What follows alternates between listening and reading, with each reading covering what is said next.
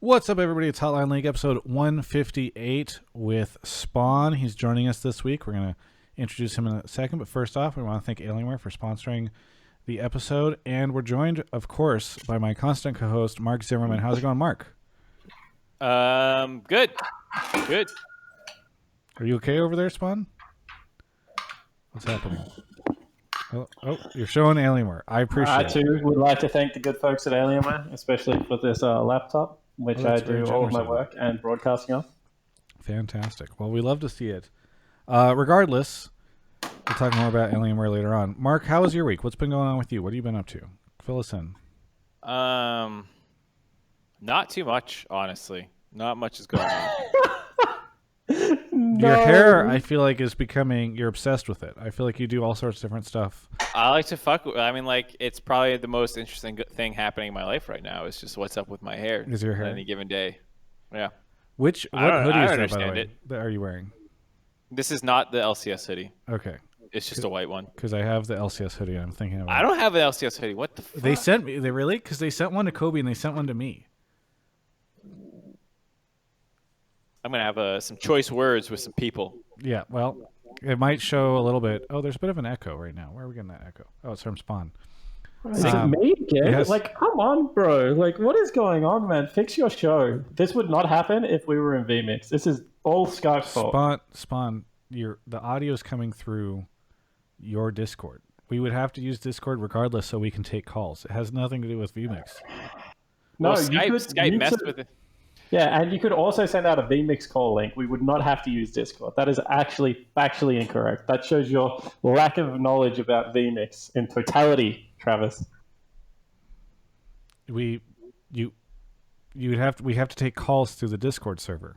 Spawn. No, you could just you could send a chat. You could send a VMix window out through the chat link or something. I don't know. We'll find another solution. I mean, Discord we would still be using for sure. Yes. I'm down for ragging on Skype. Anyway, whatever. So hopefully Spawn can keep an eye on his Discord light and see how it lights up sometimes when I'm talking and adjust his stuff accordingly.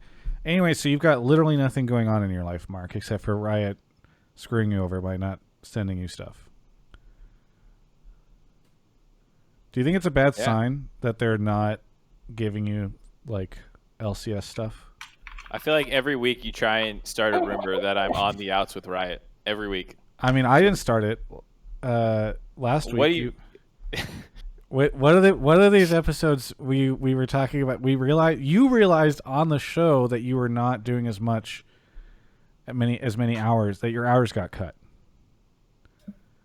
So I have done every day so far, and I think I'm doing every day. But I've done countdowns and then have gotten off countdowns for AD. Yeah. And this week I won't be on a countdown, but I'll be coming on for AD. So I haven't not done. But it does seem as though they're transitioning you out.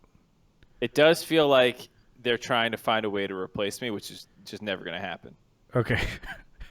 I mean, that's true. I think that's likely. Anyway, enough about Mark. Spawn, how's America? Honestly, okay, so how am I going to say this? America right now appears to be on fire. That's just what my general consensus of it is. However... Wait, you're not actually here during the summer when we are on fire. Yeah, well, I mean, yes, correct. But Team Liquid, on the other hand, has really looked after me. So, it is everything I wanted it to be and more, to be honest, for the League of Legends stuff. But in saying that, it would be nice to be able to go over to Mark Zed's house to have a coffee. It would be nice to be able to go to Travis's and Kobe's house to play with a cat. There are some things that I would like to be able to do. But I think you got those mixed up. Apart from COVID, there is the LA has been very nice. Yeah. Is that your last name, Mark? Zed? Yeah. I like that.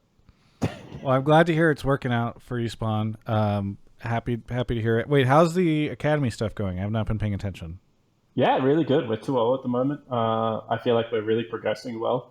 To be honest, when I came over, I didn't know what to expect of Academy. Much like you, I didn't pay really all that much attention to it. I was more of an LCS fan.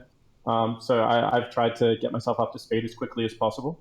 I got a really great two-way coach whose name's Hax Defender. He was an ex-Rioter.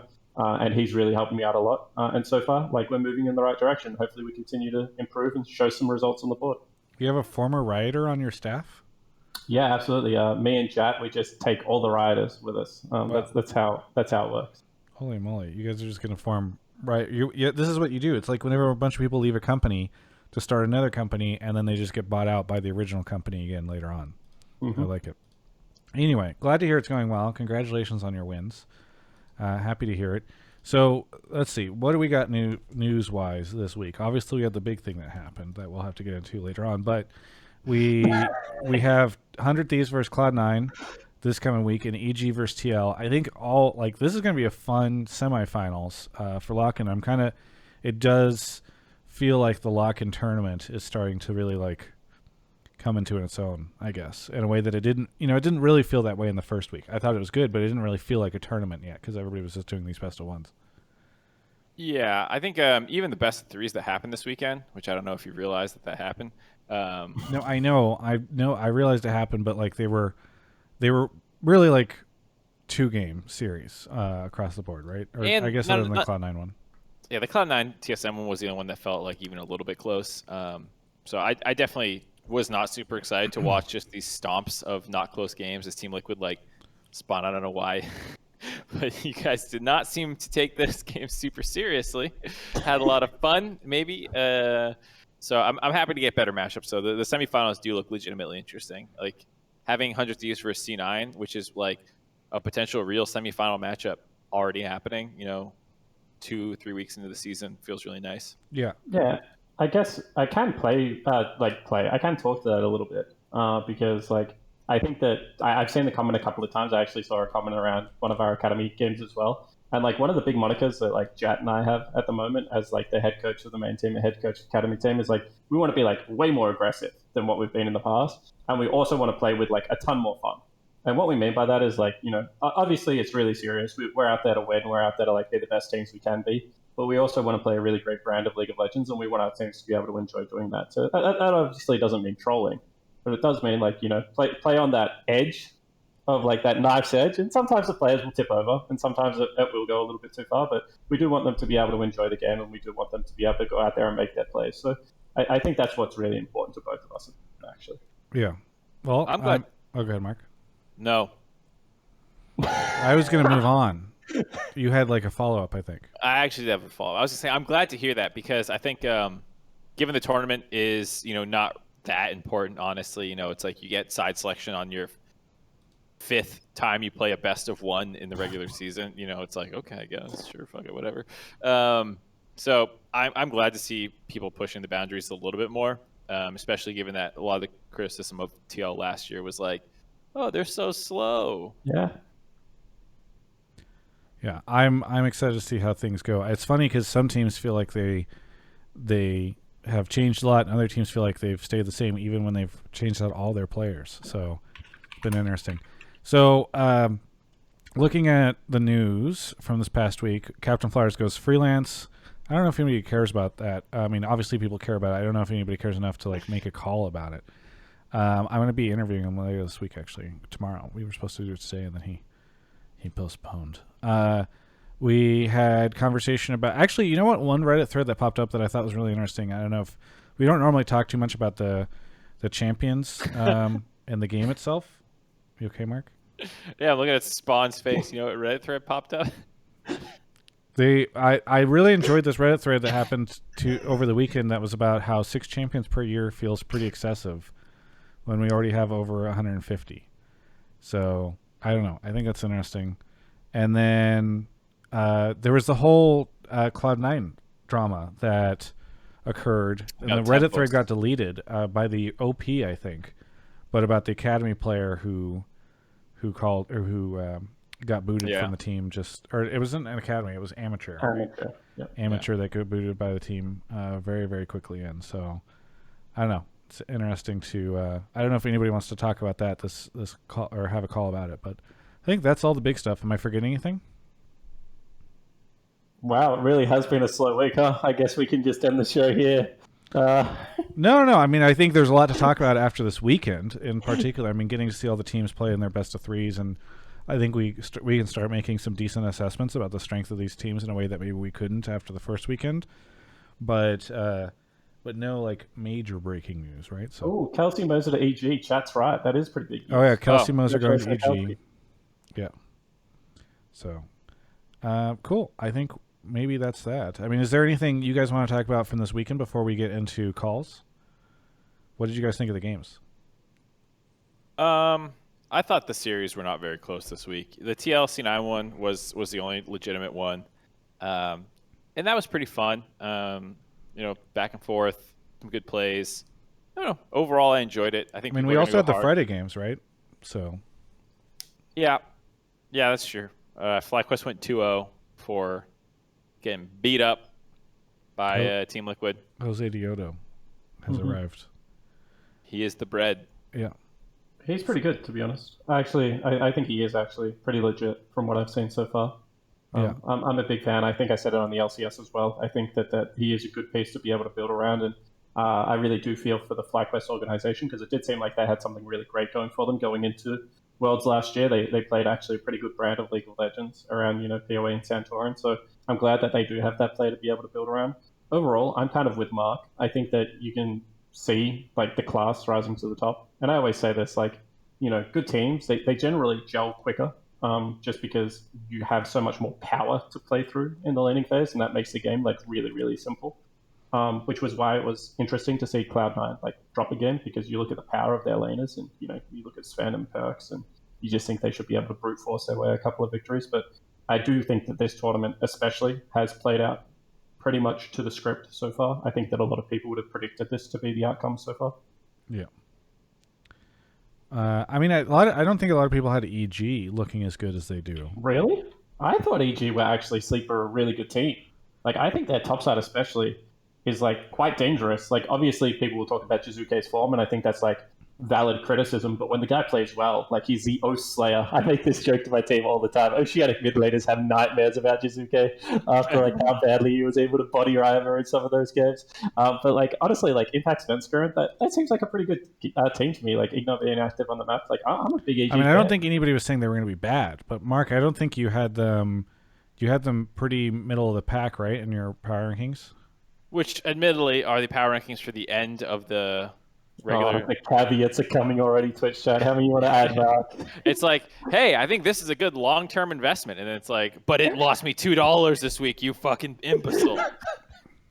No, I still think that they showed up better than I would have expected. I was a little concerned about Jizuke's form. Honestly, you didn't even mention it, but definitely was, I think, the biggest question mark for myself and a lot of other people. The last time he was in the LCS was not a great time. I mean, he was not on a great team either. So, like, it wasn't just him. But I think he's looked incredible so far on EG. So, yeah, I think, like, Impact's better than – or is probably got underrated a little bit just because of, like, some criticism about his play style maybe, or, like, his champion pool. But, he as a player has always been really good. Jizuke is playing well. He's not just, like, coin flipping shit. Like, on his Syndra games and stuff, he's not, like, getting caught out of position, generally playing pretty smart. Then the rest of the team is good players. Sven, Ignar, all really good, definitely playing well. So I definitely think they are better than I thought they would be. Yeah. Well, maybe it's time to take calls. Mark, do you want to explain how the show works? Yes, if you've never seen this show before, it is a live call-in show. That means you can come harass us. Go ahead and join this Discord link, which I'm spamming in Twitch chat.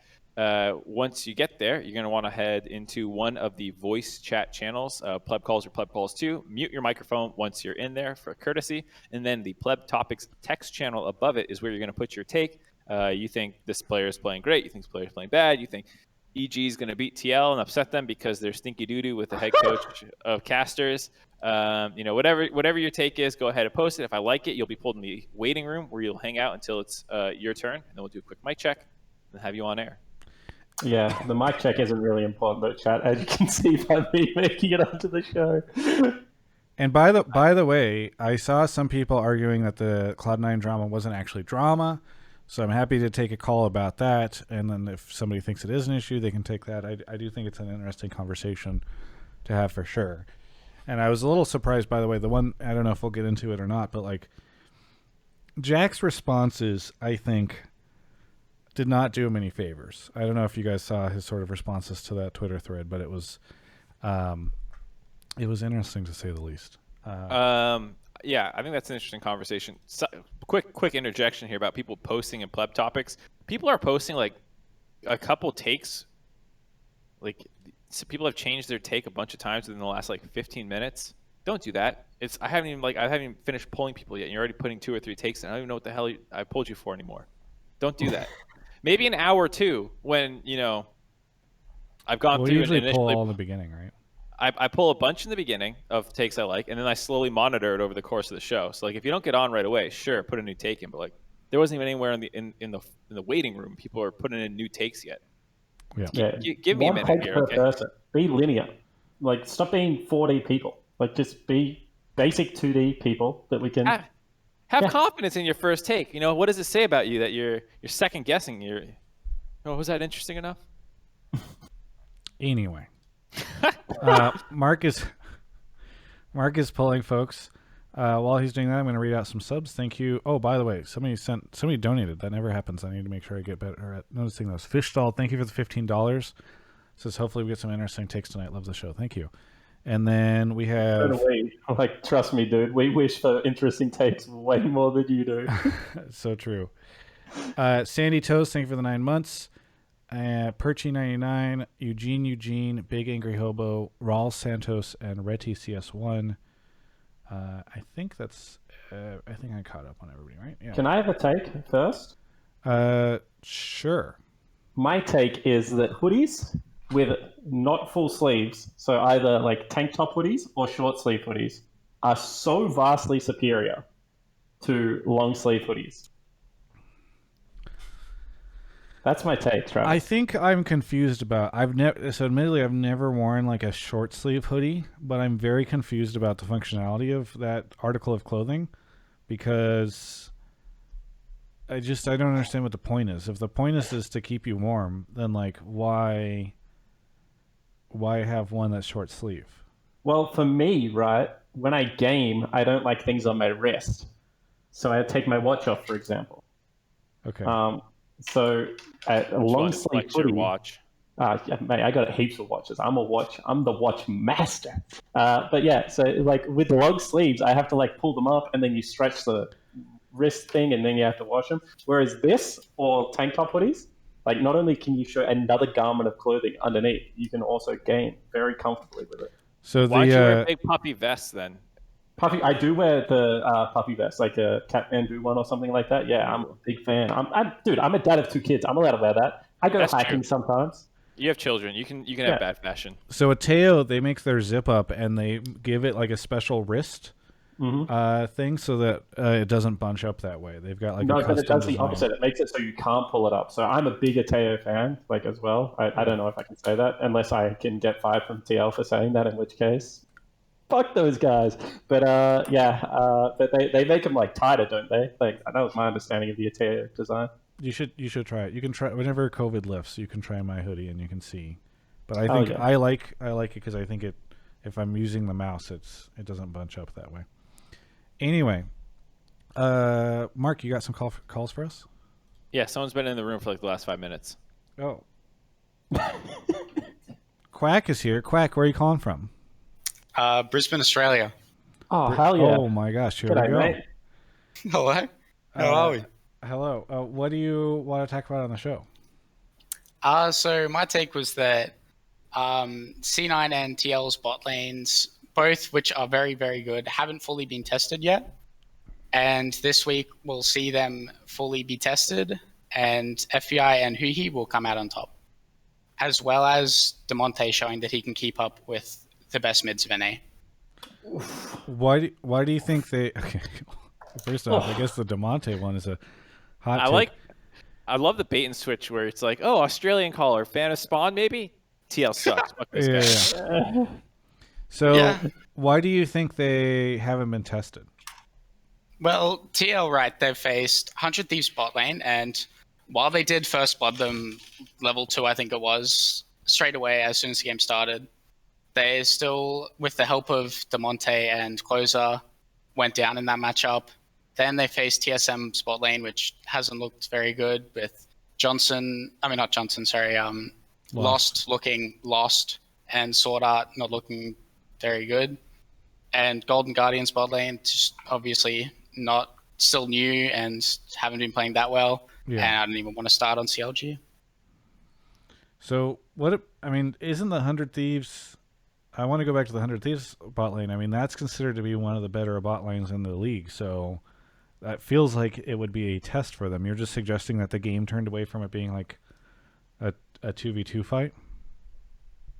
Sorry, what do you mean by that? Sorry, you were suggesting that Team Liquid in playing against 100T had not had their bot lane tested correctly, right? Yes, yeah, sorry. In that game they did, but a lot of the talk I feel like has been about Core JJ and Tactical and Vulcan and Sven, and not many have, maybe some, but not many have been talking about 100 Thieves bot lane at the same level as both TL and C9. Gotcha. And when they did get tested by 100 Thieves, they did end up losing. I mean, I think I can kick it off, right? Because I'm like, for those that don't know, FBI played on a team called Sin Gaming in Oceania. Yeah.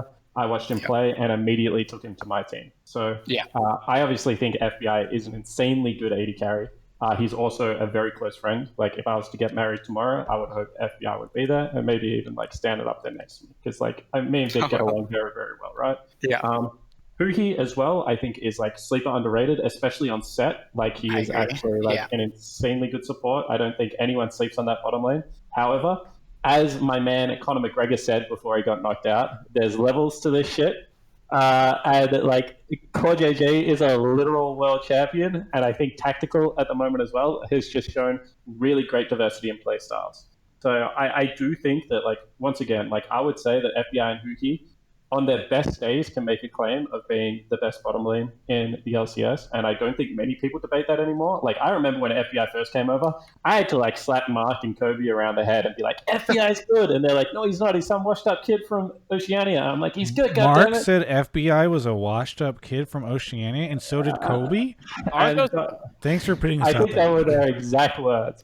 But like, I do think that Tactical and Core have shown that they are just like incredibly cohesive. They're really hard working. I agree. And I think that they're like way more dynamic in the laning phase, especially. Vulcan is interesting to me because, like, for me, it's not like Sven Vulcan that is scary, and I don't know what you think about this, Mark.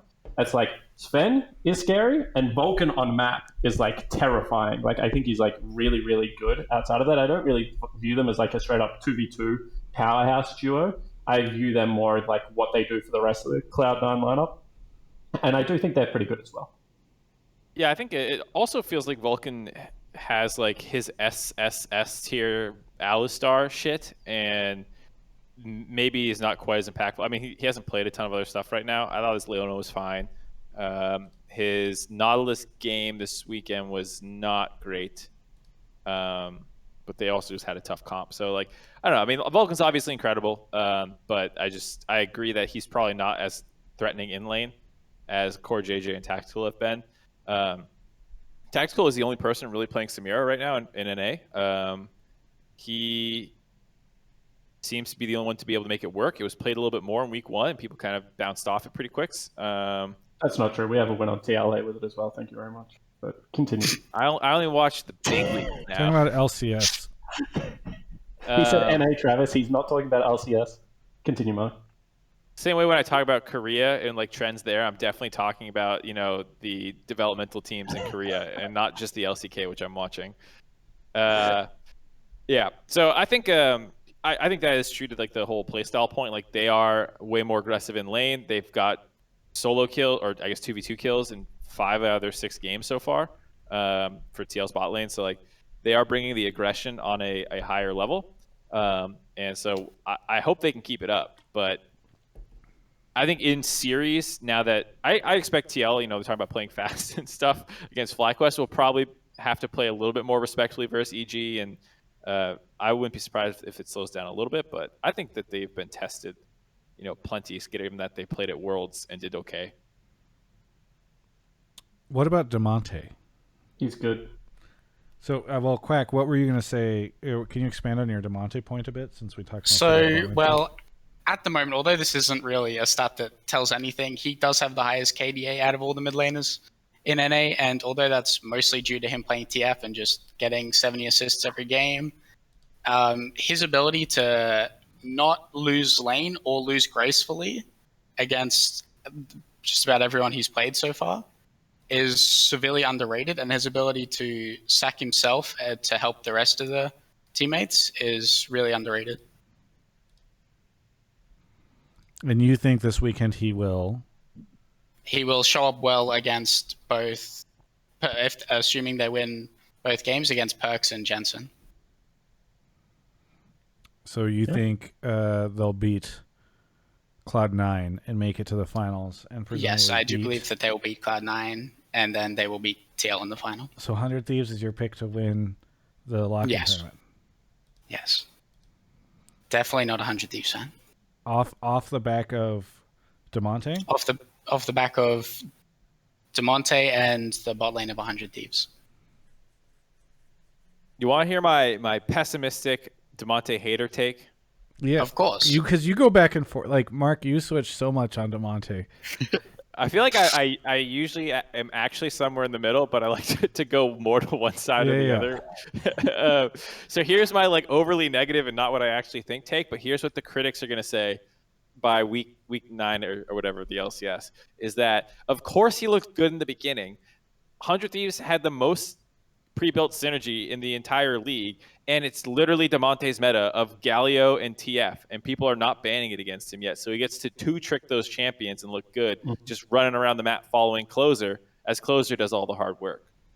That's a verbatim Reddit comment 8 months from now when they miss Worlds. I think it was a verbatim comment from literally 3 days ago. I don't think you need to say that. The thing about DeMonte is, if you look at his laning stats, they're pretty good at the moment. As you mentioned, caller, that I can't remember your name. I think it was Quack, which is a cool name.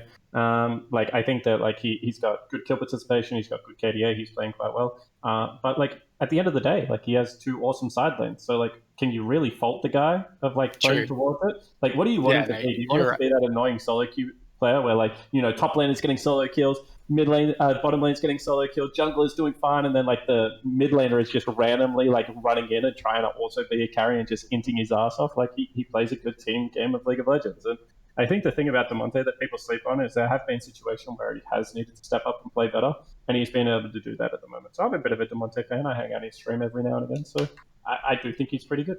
I can't wait to clip out the Mark statement a second ago without the context of him saying, this is what people are going to say, and then I'm just going to tweet at that and then tag DeMonte and be like, this is... I tweeted at him the previous episode where I said I was going to put him 7th no matter what on my power ranking of mid laners. My tier list. Nice. Anyway. Okay, well, so, it does sound like there's a lot at stake here this weekend for DeMonte, because it's going to be difficult for him. He has to sort of prove himself in a way that... Bodied by Jensen. Let's be real. Once again, as my man Conor McGregor said, there's levels to this shit, Travis. Mark, how do you feel about Jensen's performance this past weekend? Because it felt like people were kind of skeptical about him after the first weekend. Kind of what Spawn was saying about he got these winning side lanes and stuff. I feel like he's kind of just playing control mages and big chilling in the mid lane, playing pretty well, while Alfari gets a 20 CS lead and his bot lane's double killing people fucking nonstop. I don't think he's being pressed to do very much, and but he's doing well. I don't have anything to criticize him really for, other than he's maybe the most forgettable player on TL right now with because usually Santorin and Core JJ are working really well together. Their Leona Talia combination was fucking disgusting. So it's not really a criticism of Jensen though. It's just there's more interesting things happening elsewhere. By the way, on the broadcast, I just noticed Spark Crashing said this in chat. He says, "Why did Emily call him Jensen?" It was funny because I was watching Peter's co-stream and he was like, "What? No one calls him Jensen. Everyone calls him Jensen, blah, blah, blah." And then I was interviewing Santorin, and I'm pretty sure, I need to go back and watch it again, but I'm pretty sure Santorin called him Jensen in the video. Yeah.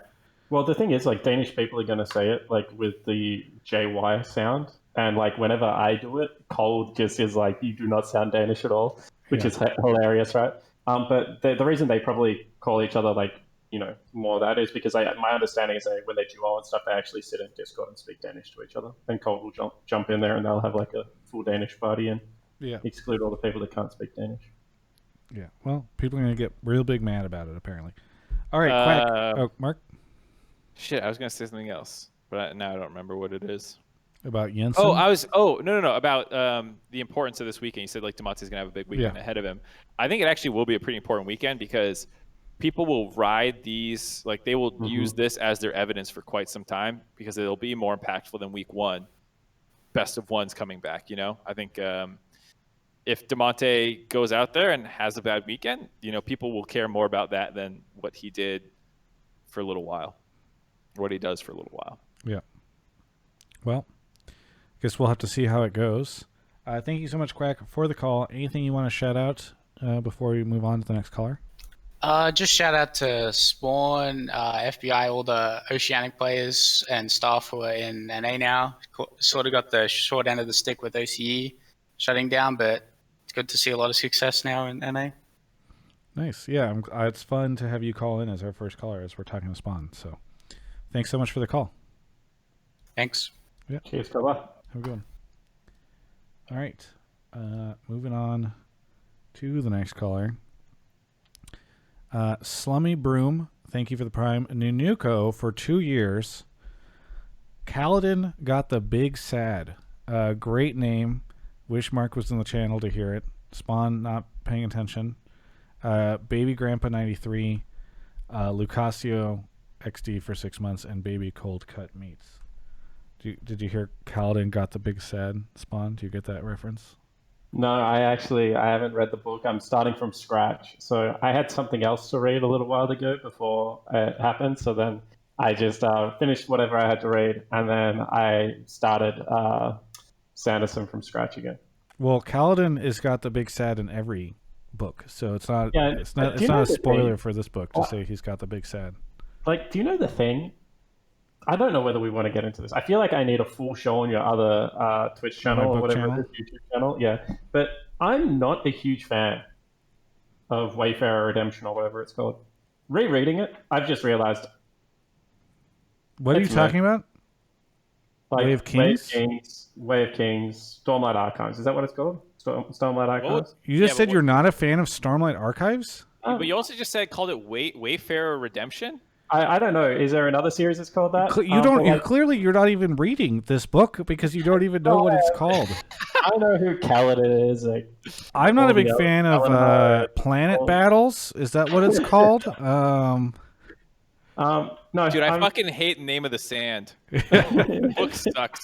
Well, I've read so many books, guys. I'm so literate that I just can't remember the name. Yeah, you can tell literate, I can't ranks high in literacy, low in reading comprehension. Clearly, correct. Whatever. Like, all I'm saying is, like, it's not my favorite. I've read Mistborn like maybe 5 times or something now. I still prefer Mistborn. Oh my god, this one. Community is here. Community, where are you calling from? I'm calling from San Bernardino County, California. San Bernardino County, a beautiful place. You've called in before, yes? Yes. What do you want to talk about on the show? What I want to talk about is that Immortals using their academy roster for the last couple games of Lock In Tournament is amazing is amazing for helping academy talent develop, and I hope that it in the future leads to the Lock In Tournament being more like the Kespa Cup in the LCK, where a couple of teams play with their academy rosters. Yeah, I've actually seen a lot of people feel pretty upset about it, but I tweeted something, I think, at the end of the first week of Lock In, where I said that I wondered if it would have been smarter for CLG to run their academy roster, given that they had multiple players missing.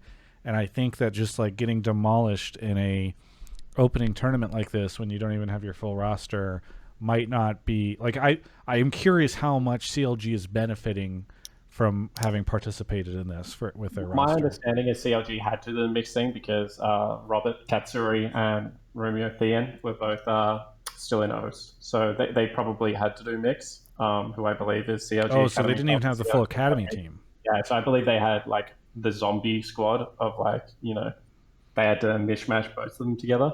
But I like this take. Jet and I talked about this a lot as well, because we had at one point Alfari and Santorin both struggling to get into the USA. It was just always a matter of time, but we just didn't know whether they were going to make it on time. And we were like, what's a turning point where we just feel, academy? And we decided, majority of the LCS squad was going to be good. We thought our mayor, and Jenkins would both rise to the occasion. Obviously, it was great that Barney got here in time and Alfari was able to play, because he's just an absolute superstar, and it's really fun to get him to watch play League of Legends. But I kind of like this take, because I think that the gap between LCS and Academy isn't it's not the Grand Canyon. Like, there is a gap, I think, but you can be competitive. And I also think that people don't understand actually how hard it is to integrate new people into the lineup and change lineups consistently. And I actually think Santorin spoke about this in one of his interviews, maybe even did with you, Travis, if you wanted to check it out on Travis's YouTube, where he was as involved as he could be. He changed his full sleep schedule. He watched every single scrim. He was talking to Armeo a lot. He was really involved with Cold and Jat with all of the reviews. And even him coming into the lineup was a big change for him. In fact, we had to go over a couple of same concepts and stuff and reintegrate them with Santorin. And Santorin's a fantastic jungler. So I really value synergy in League of Legends at the moment. And I do believe if there's only 2 or 3 LCS players playing, but you have 5 full academy players that you can play with, there is a really good argument that you should value the synergy and play with the 5 academy players. Yeah, it wasn't my interview, by the way. Everybody should go watch that interview because it's very good. And Santorin seems very happy in it. But I agree. And I think it's really interesting to see how it's playing out. I had a tweet. I'm trying to find. Somebody tweeted at me, and they were like, "Hey, I'm really worried about this long term, because I think there's a world where, we have all of the teams in North America competing in this thing are the academy teams, and it just becomes an academy tournament while everybody else is in Korea." Oh yeah, here we go. Andy Tenholder tweeted at me and said, would love take on IMT using academy team. I think it's a bad precedent. Next year, half the league will be scrimming in Korea during lock-in. It's also a massive FU to Riot and the other orgs. Most of their roster is here, yet they decide to give academy team experience. Makes the tournament look unimportant, which is a bad for the league credibility and sponsorships.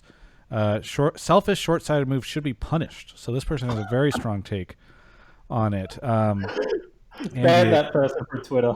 Andy, hopefully you appreciate that you asked for this, so I'm bringing it up as a counterpoint to community. But yeah, I just really disagree with it. I think it's completely fine. I don't think it's that offensive. I don't think, first off, I think it'd be weird if Cloud9, TL, and TSM were all running their academy teams right now.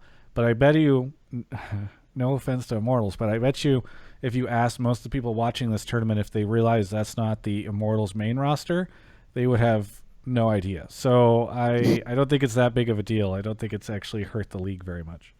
The only thing I'd say is, how much do you think, what was it, 2 games of the full academy team, or 1? 2. 2, yeah, just that series. All right, no, I guess 3, because they played on Friday as well. Mm-hmm. How much does that actually help them? Because I know there's always been that, then they're going to get so much experience and it'll level them up a ton. And I think it helps. It's not that. So I'll explain it to you really quickly. So when Jenkins and Armeo were playing with the main lineup, we couldn't scrim. So even though I had my full team here, it actually hurt the academy practice because my guys couldn't scrim at all. So what I'm saying is so what I assume Immortals did is they just scrimmed their academy team, and their LCS team probably played solo queue or helped out and did some positional coaching or whatever they wanted to do during that time, right? Maybe they did a whole bunch of front-loaded sponsorship commitment, so they didn't have to do that during the regular season. But it's that it's not the actual games that are important. It's not the stage games, right? Yeah, it's the scrims leading up to that you're really disrupting. We only had 2 days of academy scrims with our lineup. Shout out to Honori, who actually filled in while we were playing with, while Armeo was with the main team. That really probably put you behind the 8 ball for academy. And academy is only 5 weeks long this time around before you qualify into the Proving Grounds tournament. So I actually think Academy this year like holds a lot of weight because 5 weeks, single round robin, it's a really stressful tournament format for a lot of the Academy guys. So is there a world where because like they're screwing their LCS team a ton because the LCS, I mean, obviously they didn't have the players, the full roster regardless, but anyway, right?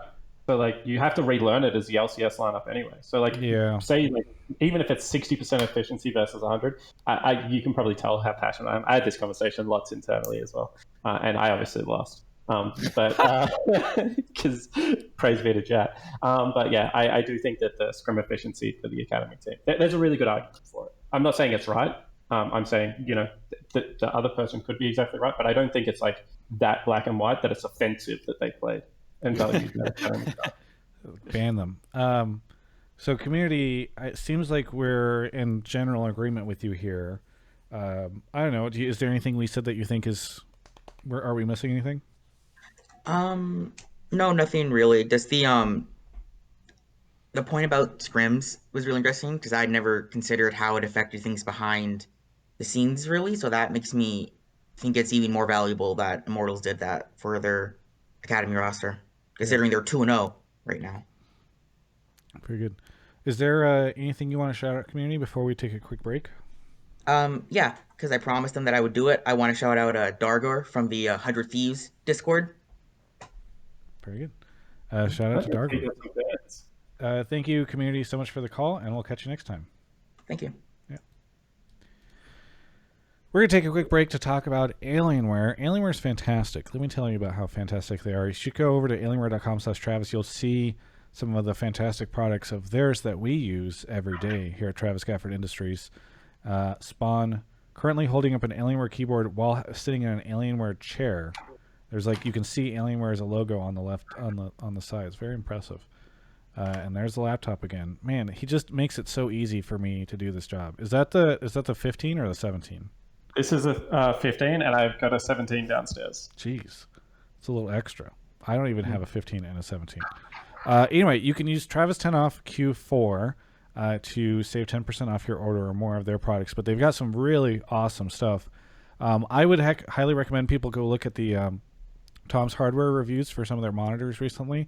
If you want to get an idea on how great they are, Spawn, you're very excited about a situation here. You're showing a very blurry image of two Alienware monitors, but clearly you like them. Absolutely. We got the new 360 ones downstairs, and they are literally game-changing chat. Like, I cannot rave about their monitors. Like, when we survey players about like what's their favorite thing from Alienware, if they've got a laptop, generally it's a laptop. If not, everyone just loves it. Yeah. Well, either way, they've got some really awesome stuff, and they're beautiful. I'm so happy they upgraded to this Legend design stuff, because while their previous design looked really great, I love the new look of all their stuff that they've been rolling out for the past year. So go just take a look at it, see what you think. Obviously, maybe you don't need to get anything now, but just take a look at the stuff. It really helps us out. And again, you can do that at alienware.com/Travis. There's a link in the description below, and we thank them so much for their support of the show and so much of what we do here at TGI. Mark, you want to go grab the next caller? Yeah. Well, that was enthusiastic. He lives for this show, Travis. Do you think you'll decorate your room at all, Spawn? Because right now it just looks very empty. What? Yeah.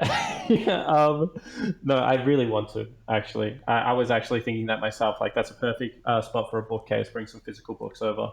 It's going to be hard being between two homes, but I do want this to feel more like home than what it currently feels. You want to see? I know that you hate this series, but I now have hey, that's nice. the new hardcover that I tried to show on the last week's show, and then Mark was disinterested. But the Way of Kings now comes out. It's now available in the hardcover version. It's beautiful. See, I don't hate it, Travis. Like, don't put words in my mouth. It's just people say that this is like the second coming of like Lord of the Rings. And I agree. It's way better than Lord of the Rings. Lord of the Rings is very dated. I love Lord of the Rings, but in the same way I love like Rear Window, you know. It's just, exactly right. But but what I'm saying is, like, I just don't think that this book that is a very nice book. That's actually a very, very nice book. I might come take that book. We have a caller. You guys want to?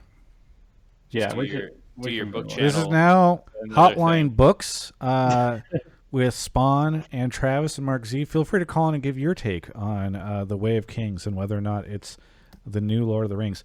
Chucho is here. Chucho, where are you calling from? Hello, I'm calling from Mexico. Mexico. Nice. What do you want to talk about on the show? I want to talk about Flyquest and the LCS being very welcoming of the Latin American fans. Like this weekend on Twitter, they have been like tweeting in Spanish and English, and they have been embracing the memes of Jose Diodo. Yeah. Well, by the way, I'm kind of curious, Chucho. Do you normally watch the LCS? I assume you watched it this past weekend. Yeah, I'm long-time LCS watcher. So it must mean a lot for you to have Jose Diodo in and like Flyquest reaching out to that audience. It does indeed. Yeah. So what? I mean, so it sounds like it's really exciting for you to have them doing this stuff. By the way, I'm seeing some of the memes on their Twitter. I don't know if I recognize all of them, but maybe you can help explain some of the memes. That would be nice. Well, one of the most famous one is San Josecito. It's a saint figure since Latin America is a very religious region. And Jose de Owo, like the Owo face. Okay, I'm seeing. That's what I'm seeing. The Viva San Jose Soto. Is that how you say Josecito? Josecito de Owo. I missed these. These are fantastic. So it's just you were saying it's just been nice for you to have Flyquest doing this. Yeah, and also the LCS account has been tweeting sometimes. Yeah. So no, I mean, I'm really enjoying having him join and really enjoying him be part of the LCS. I mean, Mark, how much do you guys talk about sort of building Jose Diodo on the broadcast and sort of embracing the memes and everything? Mark, you're muted. Yeah, we talked about it a lot. Both him and even Newbie, but a little bit more Jose Diodo just with his like more recent Worlds pop off a little bit.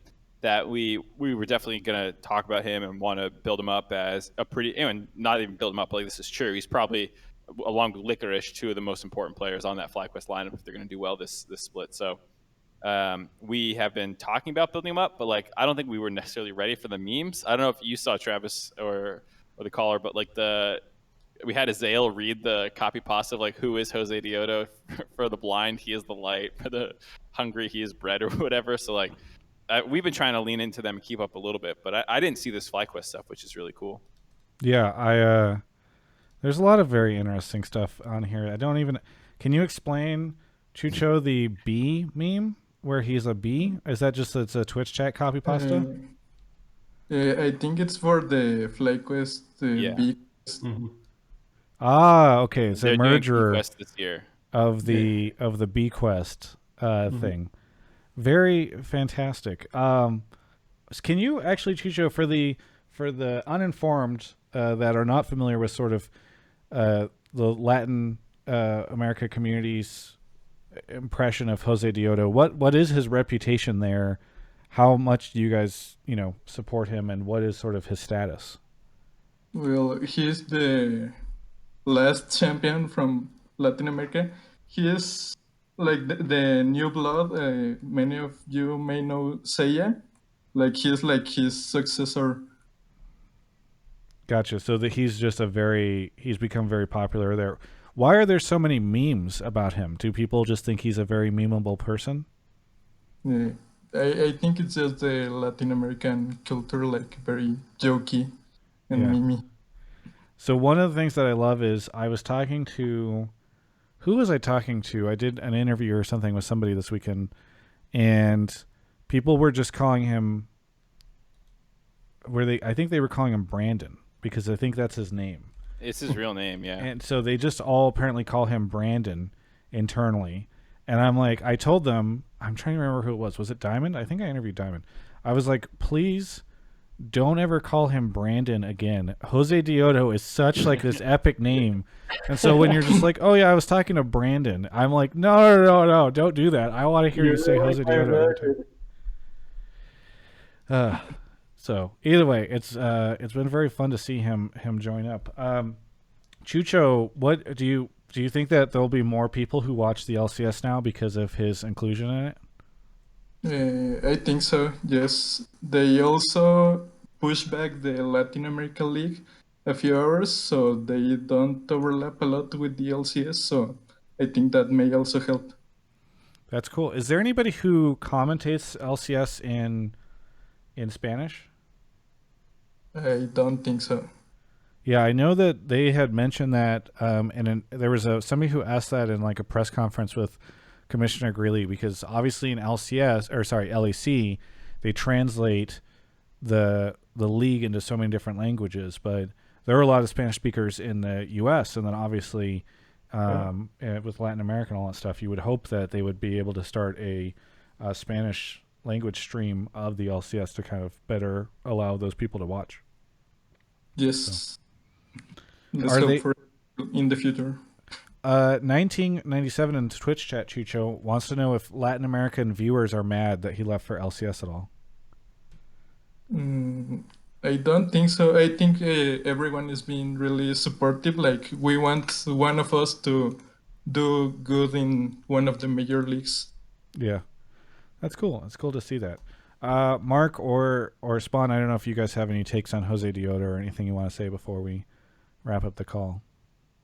No, I mean, I'm excited. I think myself and a lot of fans of just LCS are happy when one of the minor regions has a player that pops off. Like, I think everyone was like, oh, sick, FBI is dope. And I think you saw how much of an opportunity. I mean, obviously a lot of that came from the fact that the OPL got shut down and they got made NA residents, that like there were a lot more chances given to OPL prospects, but I don't think it would have been quite so significant if FBI didn't have a great split right before that happened. And so, if Newbie does well and if Jose Diodo do well, I think you can expect more of those kinds of players. Like Rainbow Seven, they were so dominant for so long. Like I bet some of those players probably should have been imported earlier and given a chance. Yeah. Either way, Chucho, thank you so much for the call. I'm glad we got a Jose Diodo take this week, a Brandon take. Is there anything you want to say or shout out, Chucho? Shout outs to all the Latin American fans and Latin American community and Flyquest and Jose Diodo. Very good. Good shout outs. Hey, thank you so much, Chucho, for the call, and we'll catch you next time. Thanks for having me. Yeah. It's always fun to hear whenever we have folks international. Yeah. Yeah, I mean, I always Flyquest always has their social media game on point. You say always, but remember. Well, I mean, this for the past year, like they did a complete 180. But yeah. Since the rebrand, like having the tweeting in dual languages, I think is like it's so obvious in hindsight, but I think a lot of people would have missed that opportunity. Yeah, no, very true. All right, some more subs. Thank you to Jack Knight Flame, Da Pooper, M-Man 9000, Whoopley for 13 months. Thank you, Whoopley. And Blaine Blasphemy, who gave out a sub. That's very generous of them. MAHMOUD is here. MAHMOUD, where are you calling from? It sounds so good to hear this again. Calling from Phoenix, Arizona. Phoenix, Arizona. Well, welcome to the show. Wait, Spawn, were you on when MAHMOUD called the first time? No, I wasn't. Okay. Well, welcome MAHMOUD back to the show. Hello, Spawn. What do you want to talk about this week, MAHMOUD? So my initial take was Perkz and C9 together. They're a bit sandbagging the Lock In tournament, and I mean this is like it's obvious, really they're not playing their best. Fudge is a bit trolling in the top lane. Blabber still, he's not really. I expected Perkz to be making huge changes, but it really seems he's kind of hinting here and there every now and then, like he was in the previous years. And Perkz, he's also kind of venting. Honestly, I'm not going to be a troll, but once again, guys, he's coming from a different culture. Different. He has to adapt, so it's expected. And Sven really not on top of his game as well. Really, Vulcan in some of the games, he was just like the Alistar game against TSM. Oh my goodness, he was solo carrying the team fights, and he was making so many good rotations and lane. He was just bombing off. Like he's really like the best player on the team right now, performing wise. So that was my take. A bit of a troll take because I really just wanted to get on, hear your guys' voices, maybe talk to Spawn a bit, but yeah. Well, do you not? I mean, do you actually? So when you said Cloud9 is sandbagging, usually when people say they're sandbagging, it means like they're intentionally playing worse than they are capable of. Like maybe they're not, tryharding. Do you think that that's true, or do you think that like this is like they're legitimately struggling? Well, I think some champion picks, like Fudge on Aatrox is like a bit troll. So, like, yeah, definitely some drafting issues. But yeah, I mean, this is mainly the draft. Of course, in play, it's hard to say, right? If they're tryharding or not, right? In play, maybe they're going for some special plays, here and there, maybe trying to do some different things. But really, at the end of the day, like they're most likely just playing bad as a team together. But in terms of draft, which Annie really has a big problem with draft. If you watch LS's co-streams, he will always be the one to point him out with Lemon and Crowny, of course. So yeah. So I'm going to jump in there on the Aatrox point real quick because this is a personal issue, Travis. So my team in 2019 actually eliminated Mammoth from the OPL playoffs. That was the team that Fudge was on. And then in Split 2, the tournament that obviously leads to Worlds, we were up like 4,000 gold. Fudge played Aatrox, and he absolutely destroyed my team single-handedly, 1v9, ran over the whole game, broke my team's mental so much that literally we could not play the next 2 games. In fact, we ended up playing Tristana top, Cassiopeia bottom in Game 3 to try and recover some mental stability. And he is just an absolute monster on that pick. So I do think that Fudge, like a lot of Cloud9 people would probably be watching and be like, he looks very stable on. Historically, he's played things like Sion and solo queue pretty well. Like he does play tanks very well, especially when King was his AD carry on Cloud9 Academy. But this guy, at his roots, like he is just like a 1v9 like carry pop-off player. Like loves things like Gangplank, Fiora, Camille, Aatrox, Jace. That's kind of his wheelhouse back from Oceania. In terms of the Perkz, like sandbagging, I don't think they're sandbagging, but I also don't think that they're like one of those teams that would be in a panic for things to be right week 1. I think that when you pick up someone like Perkz, you can really invest into like trusting the process and being good by Worlds, just because his track record in winning is so damn good. So like I just think that like if I picked up Perkz, like I would not have any sense of panic if like it wasn't going well first week of scrim, because like you get him to win Worlds, don't you? Like you get him to win international tournaments, and I think by that time, like they've got a very talented lineup. They should be thereabouts. I was going to say, Mahmoud, in our first call with you, you were a huge Perkz proponent. I think your first call was about Perkz, right? Your second was about LS? No. First was LS and second was your Perkz. Second call then. It was, yes. You were all on board the Perkz hype train. So I'm going to ask, do you feel like... Is it slowing down? Yeah, is it slowing down? Well, Travis and Mark and Svan. Well, okay, so let's see this, right? I was on, it was going shoo, going crazy, we're going at 100 kilometers. And now, yeah, you can say it has slowed down. And, I can always fall back to this. They're waiting for when it really matters, And now I need a bit of a refresher on the new LCS. I'm still getting used to it. So this lock-in, it's not too important, right? Or is it a lot of important? It's not very important, no.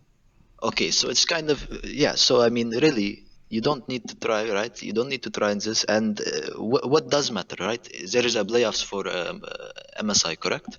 Yeah. Yep. So, wait till then, okay? Just wait till then and everything will be okay? Then we can start it up again. Right now, it's like, it's just red light right now. It's just red light. We're stopping, traffic is slowing down. It's okay. Everything's okay. What if they don't do well at the spring tournament? Because you're saying by spring, that's when we'll know they'll be fine. What if spring tournament runs around? They're like 5th, 6th in the regular season. They get knocked out, maybe like first round of that tournament. Are you hopping off the hype train, or are you still riding it into summer? Like, what is MAHMOUD's hype train? I think at this point I used to be like a TL fan. I love their CS:GO team, and I used to love their league team. And now I have to go with C9 throughout the entire year. So it's going to be Perkz all the way, my friend. I'm sorry. Who is the mid laner for TL? Oh yeah, Yes, okay, Jensen, and I forgot who is the coach. Oh yes, Jat. it's Jat. Yes, Jat. So yeah, season 2 was a long time ago, so I don't know. Okay, well, good to know. I think it's interesting because I don't remember the last time I guess we get this as part of like the G2 carryover, because I don't remember any other time really in LCS where we've ever said like, sure, this team doesn't look that great, but who cares? They're going to look great later. And I know it's not what people are saying about Cloud9, but they're not. I think a lot of people are saying they're not meeting the initial expectations that team had. And it's surprising to me, maybe not surprising, but it's interesting to me to see that we're giving them the same kind of benefit of the doubt that like G2 usually gets. Yeah, I feel like. Oh, sorry, you continue. I was gonna say I think that has happened in the past quite a bit. Like TSM rosters would be given quite a bit of benefit of the doubt, even if they didn't come around. Like 2016 spring when they got Yellow Star, people were like, they'll figure it out, and they sort of did. They made that finals, I believe. Yeah, I mean that's a good point. So like I think some teams in the past have been given that benefit of the doubt. I think TL got it last split in spring for quite a while. Well, because Broxa, yeah. It was like, oh, Brox is not here, and then Doublelifts not really trying. They'll turn it around. It's like, oh shit, they got 9th. Like. Hey, one split. Then by summer, Mark said. Then they turned it around once they made roster changes. Yeah, and I mean, really, like, it's like they're in semis right now, and it's like they're ending so hard. So, like, I mean, it's still pretty good, and they're performing so bad right now. Like, definitely not at their peak. And I mean, you could say this about every team. So I guess, but, I saw a take in here, it's like 100 Thieves is playing at their peak, but we're getting into another thing. But yeah, I mean, really, they're just, I don't know. I trust in Perkz. That is it. I trust in Perkz. He's the best leader, best captain. I trust him. If I was a soldier behind him, I would be charging. I would be the first one. But you still don't think that. So it sounds like you trust them, even though you've been a little disappointed in them. Yes, exactly. Like their play has not. I thought it was going to be clean, but I think this is too much to expect. It's the first tournament. Maybe Fudge is having a bit of nervous. Probably not, but maybe. We don't know what is going on behind the scenes. So yeah. Yeah. Well, thank you so much, MAHMOUD, for the call. Anything you want to shout out before we go on to the next caller? So I just want to, living in America right now, it's kind of crazy. I've been, paying attention to the media, and like there was a sadly, big bombing in Iraq, in Baghdad, and there were 32 people who were killed, and it's not really getting a lot of coverage, sadly. So, I need to spread this, and not just because it is my, home country, but it's also like, it's just human, and so yeah, this happened. So, we send our prayers to them, and it's very sad. And of course, it's impossible to know what is going on everywhere around the world. But something as big as this, right? It should be covered. But sadly, it's not being, and I don't know for what reason. But and I want to go onto a bit more happier note. Need to shout out Alienware. I have a Dell monitor. Now Dell owns Alienware, so it's basically Alienware, right? So I'm repping it for Travis and Mark and the show. So yeah, shout out to Alienware. They have best monitors. What was it? 240 hertz. Shroud was using it. I believe now. So 300. Yes. Sorry. Yes, 360. Scream was using it. Liquid Scream on Valorant. He's crazy. Shroud. Of course, you guys know Shroud. Come on, guys. Like they said, this is a very good monitor. Come on, yeah. If you're rich, if you're oil prince, come on, you have to spend. I'll see MAHMOUD. I'll have to hit you up, and Alienware might want to use that as a tagline for some of their marketing. If in the you're future. an oil prince, there's no better place to shop than Alienware. Exactly. Yes. Thank you so much, MAHMOUD, for the call, and we'll catch you next time. Okay, bye-bye. Thank you. Have a good one. All right. On to I like him. I like him a lot. Yeah, he's great. He's a fan favorite for sure. Yeah, for sure. All right. On to the next caller. Thank you, Blaine Blasphemy, for the bits, Steel Breeze for the Prime, and a name that I don't think I can read, but C Page. Thank you for the Prime. Appreciate it. All right. Where are we? We're waiting for Mark to come back. Thanks again to MAHMOUD for calling in. His vetting process is becoming elongated, I think. Yeah. No, it's good. Travis is calling. Travis is MVP. Where are you calling from? I'm calling from Long Island, New York. Long Island, New York. You've been on the show before, right? Yeah, under different names. Under different names. Why do you feel like you need to change your name every time you come on the show? Are you worried that people will figure something out about you over the course of all the calls? Oh, I just want to give awareness to different people, you know? I'm giving awareness to Travis. Thank you. In this. Not you, Travis. Travis Scott, obviously. What do you want to talk about on the show? So my take, let me just pull it up. I had a few. My take was Impact is a great top laner for NA, but that he's being overhyped. He definitely has his strengths, and EG are playing to them well, but he's also still a limited player. If you want me to go into it more, I think on Travis's YouTube channel this week, there was a clickbait video about Impact, Impact's how he's a carry player. But I wanted to go into some of those points that was clickbait. Oh, no. It was a good video. I wanted to go into it, and I just wanted to note something that was into it and go off that. Would that be fine? Yeah, sure. Go ahead.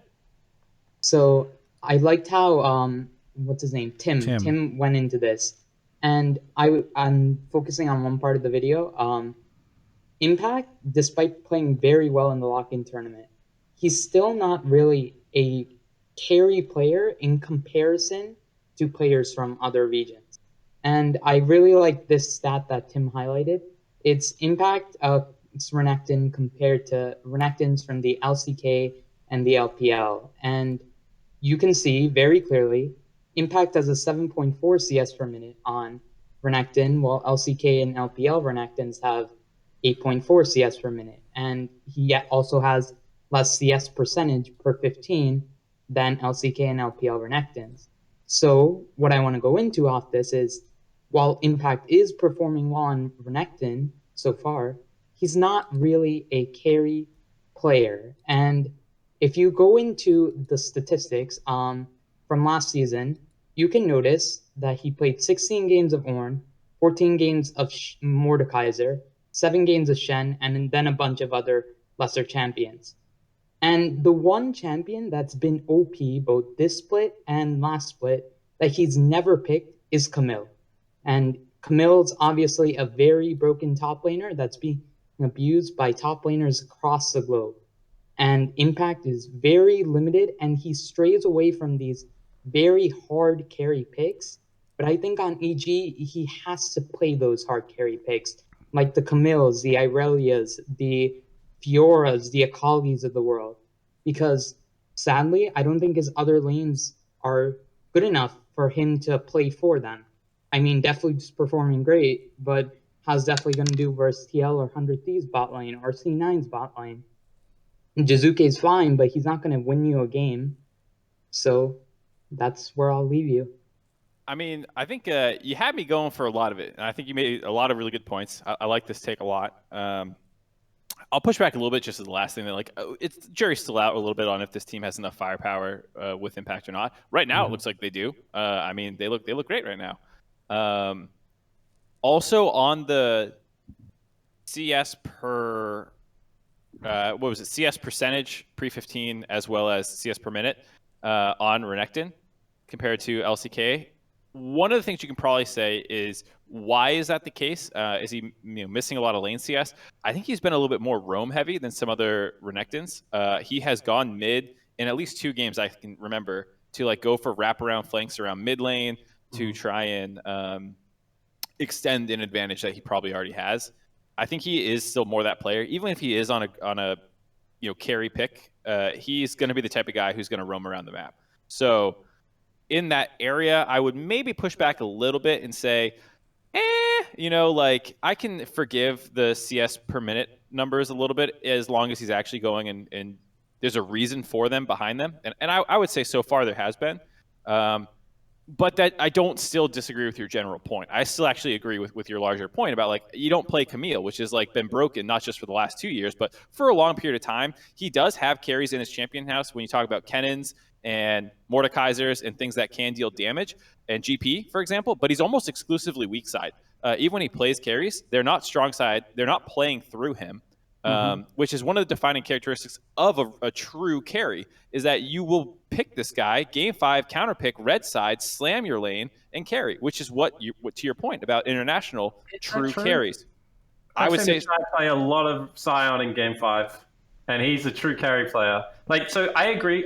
You guys have me going, but then I think the big thing that you guys are ignoring is he is the best top laner in North America, in my opinion. Like that we've seen historically, because Alfari is better, into the Camille. Every single champion you listed beats Camille. All the picks he plays beats Camille. So they leave it up and deliberately allow him to play into it. Mordekaiser beats Camille. It actually just shuts down Camille Galio comps like insanely well. Kennen beats Camille.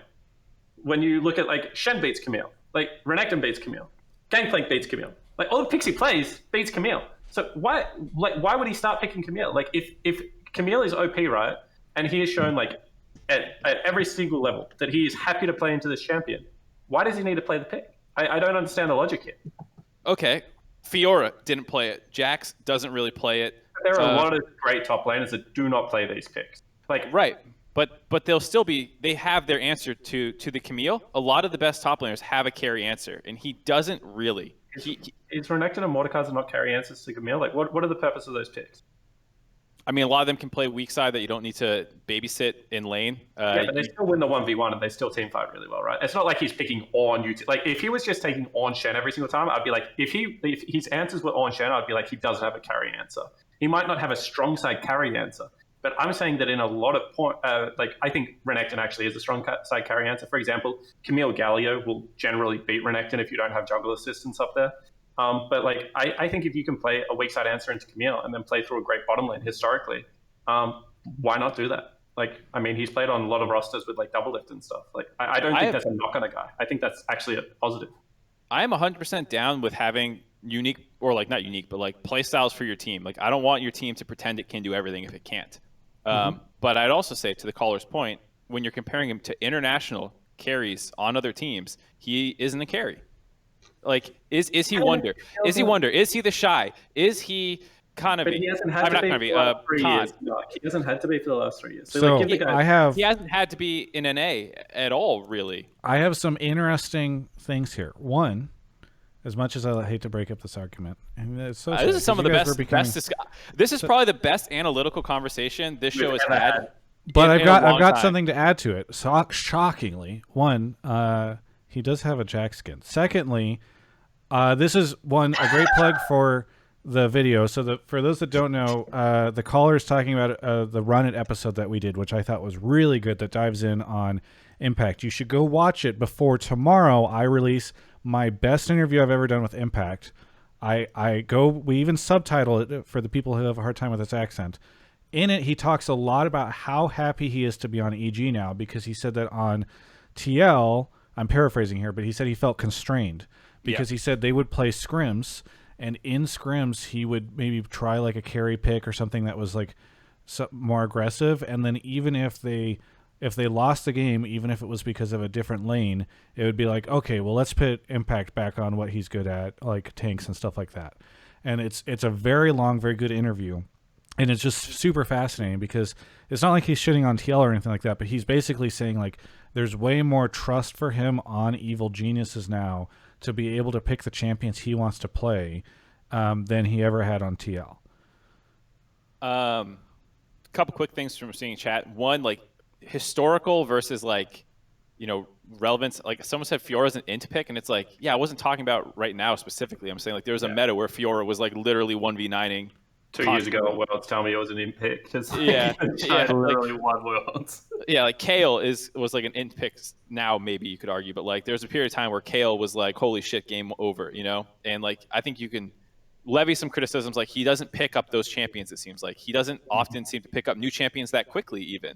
And that's my opinion of him. And I would love to be proven wrong. If EG is gonna, have him building Blade of the Rune King, double offensive item, Renekton in side lane, making shit happen, which he has done so far this tournament, and that continues throughout the year, then he is gonna shut me and all the other people who have this opinion the fuck up. And we're just gonna have to be like, you know what? He probably could have been a carry player this entire time, and it's been for these other reasons. And I'm more than prepared to have to eat this crow, but I'm still of the opinion right now that like when you compare him to true top lane carries internationally, I don't think he actually has done it recently enough for me to say that he can. Because otherwise, I think there have been times where I'm like, please, I would have loved to have seen that. Your team could have used that spark in some of these situations, and we didn't see when TL was against the ropes, like Impact busted out this crazy new shit very recently. Mm-hmm. Travis's MVP, you've sparked a very fierce conversation on. I like this take, Travis's MVP, by the way. I think you presented it really well too. This was up for an AG job because that was well done. We finally did it. We had a great conversation on Hotline League. After 158 episodes, we finally did it. We did it. And it's all thanks to Travis, is MVP. What do you any shout outs or plugs you want to throw out there, Travis, or any thoughts on any of the stuff we just said? I think everything you guys just said is valid points, and I know we're short on time, but I think Impact, one thing I am curious about is if he can be a more selfish player and play more for himself and not for his team. Because as a carry player, there's times when you have to be selfish and you have to sort of be like, I'm the carry, I am going to carry this game, and I'm going to do whatever I can to do that. That's something you'll see out of top laners like the Shy, Nuggery. And that's something I don't really see out of him. And that's something that's all I have to say. With the shout outs, I think if you're bored of all the LEC stuff that's going on in your mornings, a great player has arisen in the East. He is our savior. He is our Lord. He is Chovy. And you guys should subscribe to the Church of Chovy. He had a great series this past weekend. Absolute best solo carry performance we've seen in a long time. That is insane. Don't give me that. Yes, but we have to praise our Lord Chovy, and that is all. Thank you so much for the call, Travis, as MVP, and we'll catch you next time. Oh, he I have literally left on his own. Okay, go ahead, Mark. I respect that. He's like, I said my piece. I'm out of here. This is something I said, and then we went back and forth on. I forgot to get back to it. That like I feel like a top laner needs to be able to play Camille point, and you're like, you can play the counters kind of thing, and we went back and forth on that a little bit. To me, I think about it the same way that like I think mid laners should have to be able to play Azir.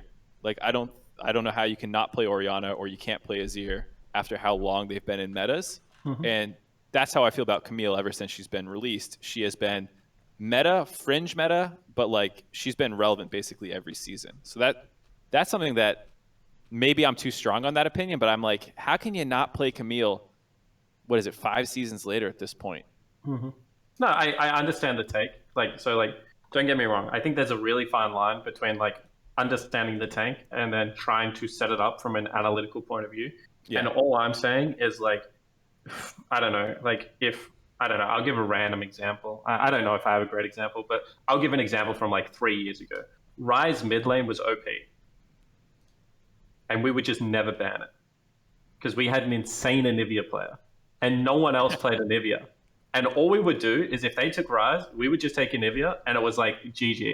And so Anivia just started dropping through all of these pick bans. Because we didn't necessarily want to play it. We didn't have like great Ryze comps that we had going. Like he wasn't a great side lane or whatever, right? But teams just could not pick Ryze against us because they knew if they did, like just bam, the Anivia was coming through. And like, so that's kind of how I view some of Impact's counter picks. Like, I know personally, having spoken to some top laners in LC, like in North America, I won't say LCS because I haven't spoken to LCS top laners like all that specifically, but in North America, that they know that if they lock in the Camille, that they have to play it really well in Impact because he has some like terrific answers, and I think that's the next best thing. Damn, I love this conversation. I wish not every take. I wish more takes got to this level because I think we had a really good conversation. Anyways, my favorite part about it was that Travis didn't have anything to really add. I added the whole exclusive interview I did. I wish I'd released that interview today so that you guys could have watched it, and it would have added so much more conversation to the topic. Get a notification of when that interview is coming out. Yeah, well, people should go fucking ring the goddamn bell on my YouTube channel so that they don't miss it. Okay, I'll get the next caller. Thank you, TMKHS, for the 7 months. Negative Feedback Loop, thank you for the 16. And Broken King, thanks for the Prime. I hope you guys watched that Impact interview because it is actually... I've done some of my favorite interviews in a long time over the past 2 weeks. So much so that sometimes Riot takes entire quotes from them and puts them on the broadcast without crediting me, and then later on I find out that it's Mark Zimmerman's fault because he gave them the quote but without the credit. So all right, so this A2 Brute, you little salt lord. It was the fucking Jensen copy pasta. I just took it from my own tweet because I always tweeted the copy pasta so much. I didn't know I see. So the source was you. The source was copying me quoting a copy myself pasta because I quoted. Yeah, I see. Okay. I wish that had better been defined. Like if they could have put like a footnote at the bottom that's like source Mark Zimmerman's copy pasta on Twitter. Source Mark Zimmerman sourcing Reddit sourcing Jensen from a Travis interview. Yes, yeah. I just wish that was better sourced. That'd be great. Okay, Vicious Vegan is here. Vicious Vegan, where are you calling from? I'm calling from St. Helena, California, up in wine country. Wine country, nice. What do you drink much wine? Everybody in my family drinks wine. I'm too young to like wine yet. I like beer. Okay. Fun drinks. Do you know I haven't had an alcoholic beverage since I landed in North America? Well, that's I don't believe good that for the COVID-20 or the COVID-21 now. Yeah. Well, what do you want to talk about on the show? I wanted to call in about Perkz not, at least right now, being a top 3 player in NA, and that people that said he was going to slam all the domestic mids were wrong. So you say he's not a top 3 player? No, and I actually, at least right now, I think the top 3 players are all supports. Oh, okay. Well, Core JJ, who else are you throwing on there? Vulcan, yep, and Sword Art, despite TSM's chaos. I think Huhi is like, I could interchange that for Sword Art, but too much of Huhi's team is working really great around him that like you can't single him out as much, even though he's been fucking stellar. I'd say that like Sword Art still looks really, really great. Man, people sleeping on DeMonte. All right. People sleeping on Alfari? What, my boy just hasn't done enough in the top lane? Like what, how many CS does he need to go up at 10 minutes? Like 50? Like, no, there's not that many creeps in the game, guys. I mean, Licorice had a 20 CS lead before he inted on Aurelia. You know, what kind of top laner lets that happen to him? If only Impact could play Camille, he'd be a top 3 player in LCS. I think it's more so just like, I don't know. Right now, supports are really catered, or the meta for supports. Supports are shine. Yeah, like, it's really awesome right now. Okay, so is Perkz letting people down within the first 2 weeks, Mark and Spawn? Is he not a top 3 player? No, like I definitely think I mean like you can talk about performances, right? End of the day, we've played what, 5 games so far? Like 7 games? Like how many games has he played? He hasn't played that many. 7. Yeah, so like I think it's like really early to call that. I think you can say on like a small sample size of 7 games, he is not performing like a top 3 player within the region. And like I could see like really good cases for how you could formulate that argument. But I do think that's ringing Travis's damn bell a little bit too early. The interview's not even out yet, guys. Maybe watch the interview, then subscribe afterwards if it's as good as he says it is. Because like I do think that this guy historically has just built up so much trust. I also do think that like you're talking about Impact. No, I was just I don't know. I was calling back to an old joke. Okay. Yeah. Travis. there's I a do Perkz think interview that that just came bodying out. someone in League of Legends is different now than it used to be, right? Yeah, for sure. I don't know if mid lane is in a situation right now. I'm trying to think of like a lot of the matchups that have played. I'm just going to call it. I don't think mid lane is bodyable the same way mid lane used to be bodyable in LeBlanc versus Syndra, where you make one mistake and the lane just snowballs out of control and like the game's just over from there. So I think that like I like the take because it's like spicy and I like takes like this. If I'm going to be completely unbiased, I say like I don't know if I agree with the take, but because I'm wearing a TL hoodie, I think that the 3 best players in the LCS currently play for TL. Who's the third? Who are you snubbing on your own team? Because you got Alfari and you got Core JJ. Well, no, what I'm saying is like 3 of the top 3. That doesn't mean 5 of the top 5 aren't also TL. Mark said. Right, but who? What's your power ranking? Yeah, of Team who's Liquid not making players? it into the top 3 on Team Liquid? Just tier list of TL players. Like, if you were going to be completely honest, you would say Jensen had one bad game on Cassiopeia and then hasn't had to do much on other games, and then Centaurion's only played a couple. So you just give the other 3, the top 3 spots. Alfari. You found the easy way out there, huh? Yeah, of course I did, man. I'm not going to badmouth my own team. What are you talking about? I live in these same. Who's the dead weight? You teach the academy team. I just want to point out, by the way, that Spawn said it's only been 7 games. Under last year's format, we'd be halfway through week 4 after 7 games. New format Pog. Yeah. So to the caller's logic, I have a bit of an issue with it. Because if you want to use like what, Spawn was saying about it's small sample size, but based on that sample size, yeah, Perkz hasn't been top 3. How can you say that about Sword Art? Ooh, that's a good point. Man, I was too hasty to just pick 3 supports because I want to support the supports. You just got dunked on by Mark Zimmerman live on stream. Dunked by the are you going to be able to sleep tonight, Vicious TSM haters defeated. Oh wait, no, you're not. You're C9 hater defeated by facts and logic. Well, it's weird. I'm a C9 hater, but I'm also like a C9 fan. As it is. With yeah, it's very frequent. Yeah. No, I mean, I think Spawn phrased my take in the way that I would have phrased it if I didn't have to make it hot. This is a small sample size. I'm reacting to what that was. Go ahead. Sorry. I was going to just chime in and say I actually did like a portion of your original take, though, that like, oh, he's going to come in and shit on NA and domestic mids and stuff. That hasn't been true.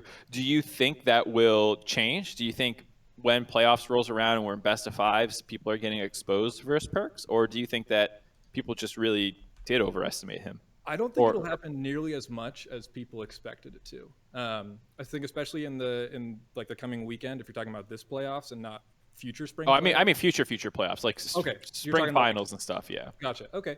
I would say if I forget if it's like top 8 again in playoffs for spring, but if C9 ends up against like Dignitas or one of the really lower bracket teams, I could totally see Perkz slamming somebody, but I don't think he's going to slam any of the top North American mids like Path of Exile, Power of Evil, or Jensen, or he's going to slam like Palafox or Demonte or a lot of the guys that didn't have a ton of proof of record before, but now are like starting to shine because they've been getting chances on these rosters. The thing with Perkz is I just don't think he's as good of a mid laner as people think he is. Like I definitely think he's overhyped in that aspect.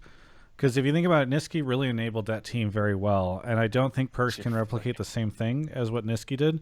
So right now, I think they downgraded the roster. Are you going to quote like Mark Z? And that's a quote from Mark Zimmerman, his Twitter, where he I didn't quoted copy Jensen. That one. Yes. I'm not saying it 100% will happen, but Perkz has gone onto international stages and like clapped the shit out of Xiaohu and like pretty respectable mid laners. So I don't see why that couldn't happen in NA. I think depending on what the meta is, because to Spawn's point, LeBlanc's not being played right now, and Perkz shits on kids with LeBlanc and shits on kids with Ryze, and like those aren't really meta, So like if everyone's playing Ori, Azir, Galio, TF, yeah, you're not going to see that kind of play. So it's partially meta dependent.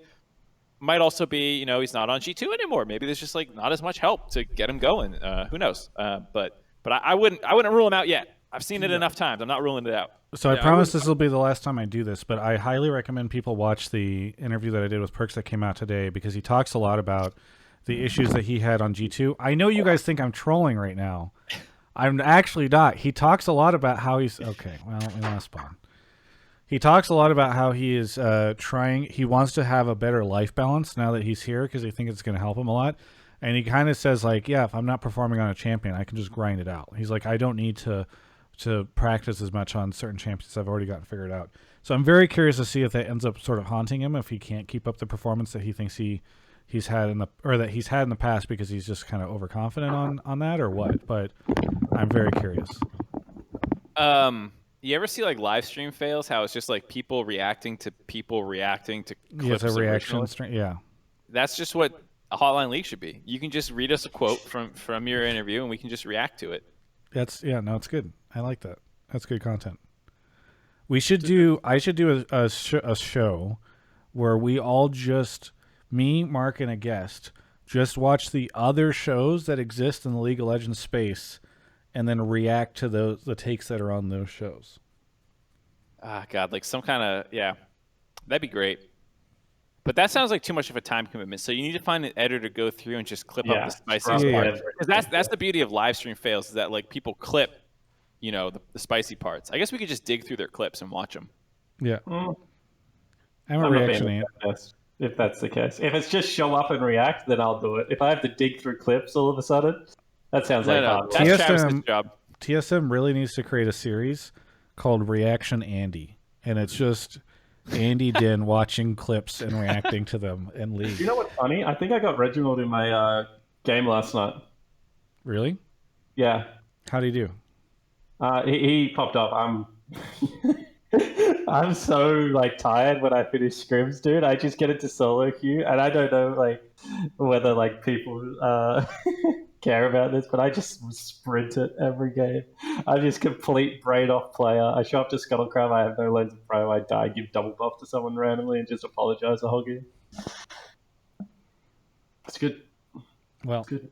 Anyway, Relaxing. Back to our take, which is about Perkz. So, Mark and Spawn, Perkz underperforming expectations, yay or nay? Yes, because I think he's like one of the best players of all time. So then when you're not smashing everyone, you underperform expectations, right? But that's like great to go cold sometimes. And he's in a new place with a new team for the first time in a while. And it's a new role again for him. And it's going to take a little bit. But like, he's a great. Mark, Perkz underperforming expectations? Big agree. +1 to Spawn. There we go. Okay. He's underperforming. Vicious Vegan, thanks so much for the call. Tonight. Thanks so much for the call. Anything you want to say before we move on to the next caller?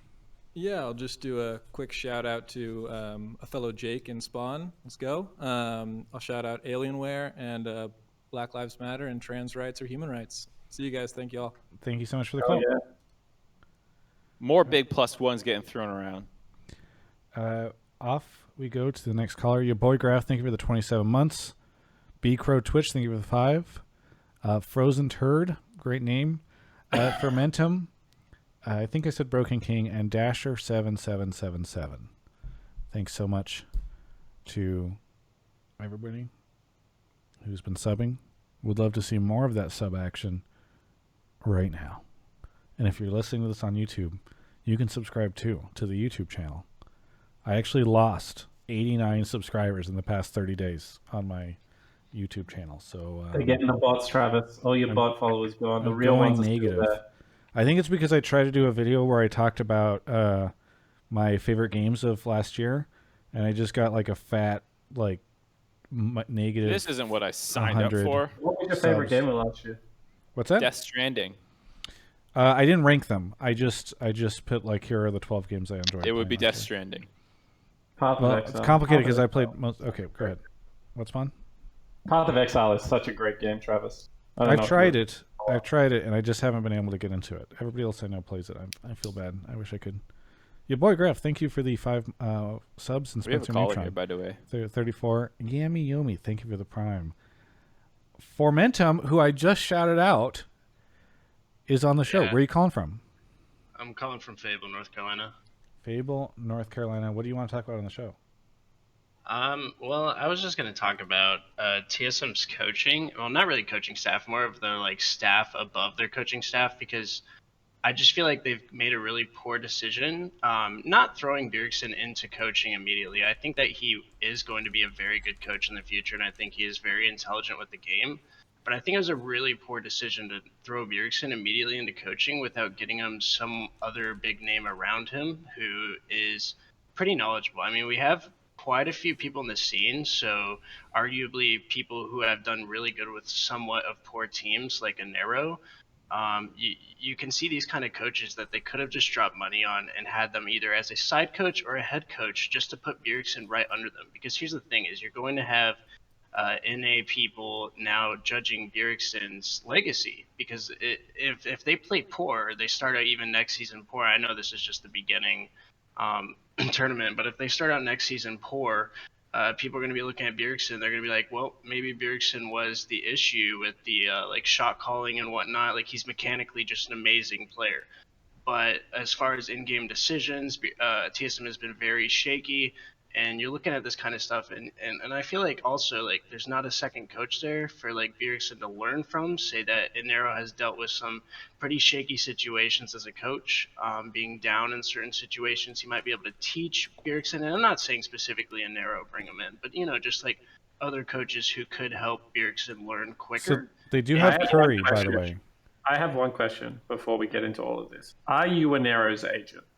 I am not at all, but I just thought he would be a good example for this. Not at all. I'm sure there's many other coaches, and I can bring up other coaches who could be decent examples for this. But so they have Curry as a part of the team on the as a coaching staff member. So it's not just Bjergsen.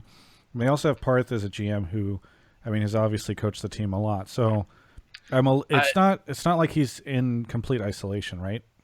No, I feel that, but Perkz has been there forever, and TSM has looked very shaky, and as the new coaches have came in, it's not resolved the issue. And if you think about it, Perkz has been at the top for a while, and I am a fan of Perkz. I'm a fan of TSM, and I just feel that, you know, maybe Perkz has not been making the greatest decisions as far as bringing in the best of coaching staff. So I wouldn't put him up there with like, oh, they have some super intelligent coach there, because even when Perkz was coach, they had just a killer team. I mean, they had a killer team that won 3 seasons in a row, with Doublelift, Bjergsen, Biofrost, Hanser, and Svenskeren. So, I just don't think Perkz is really making the best decisions as far as bringing in the best coaching staff.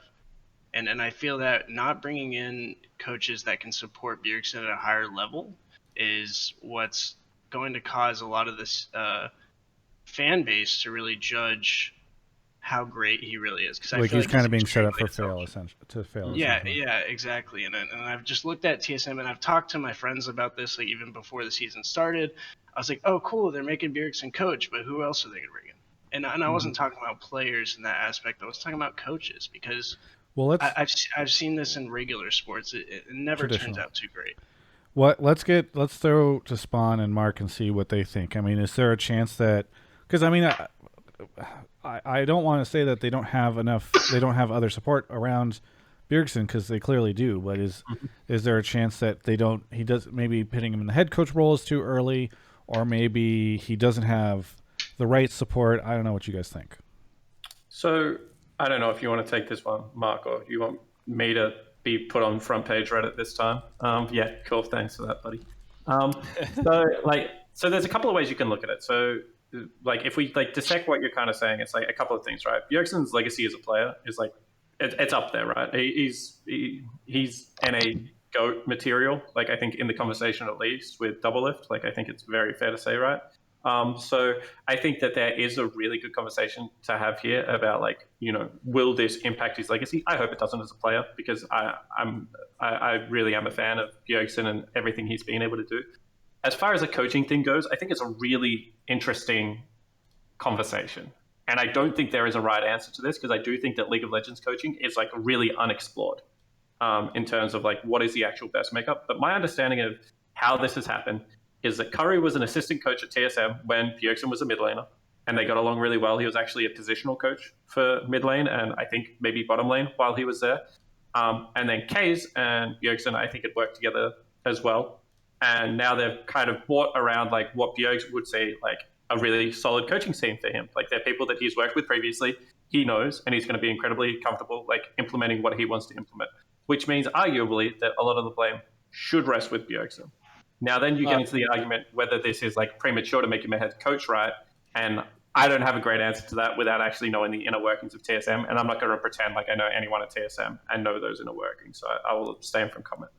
Question that I saw in Twitch chat that I just want to clarify as well. Someone said he's saying that the fan perception is that the blame will fall in Bjerg. So you're saying that this is a public PR kind of problem, or like that he legitimately is like, you know, Bjergsen will struggle as a coach? Well, I think even if you say, yeah, so it's more of both, because if you turn and say that Bjergsen legitimately will be the issue, then of course the fan base will follow along, especially TSM fan base more than anything. They will look for stabs. And I say that as a TSM fan myself. I don't look for these stabs, and I'm a huge fan. Like, I love Bjergsen, but like Spawn was saying, a lot of these people that he's working with, yeah, they are coaches that he has worked with previously, people that he has synergized with and whatnot. But if you look over the past 3 years of TSM, it's just been nothing but a lot of what this org would consider failures, other than them winning the previous split.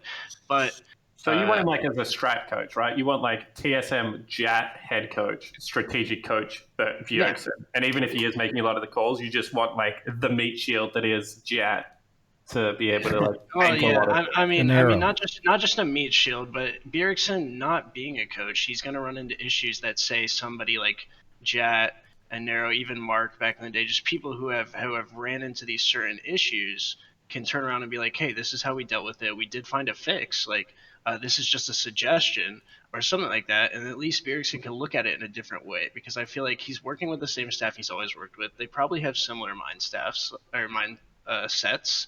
So I'm just like, why would they not get him some other big name that might have a better idea of coaching?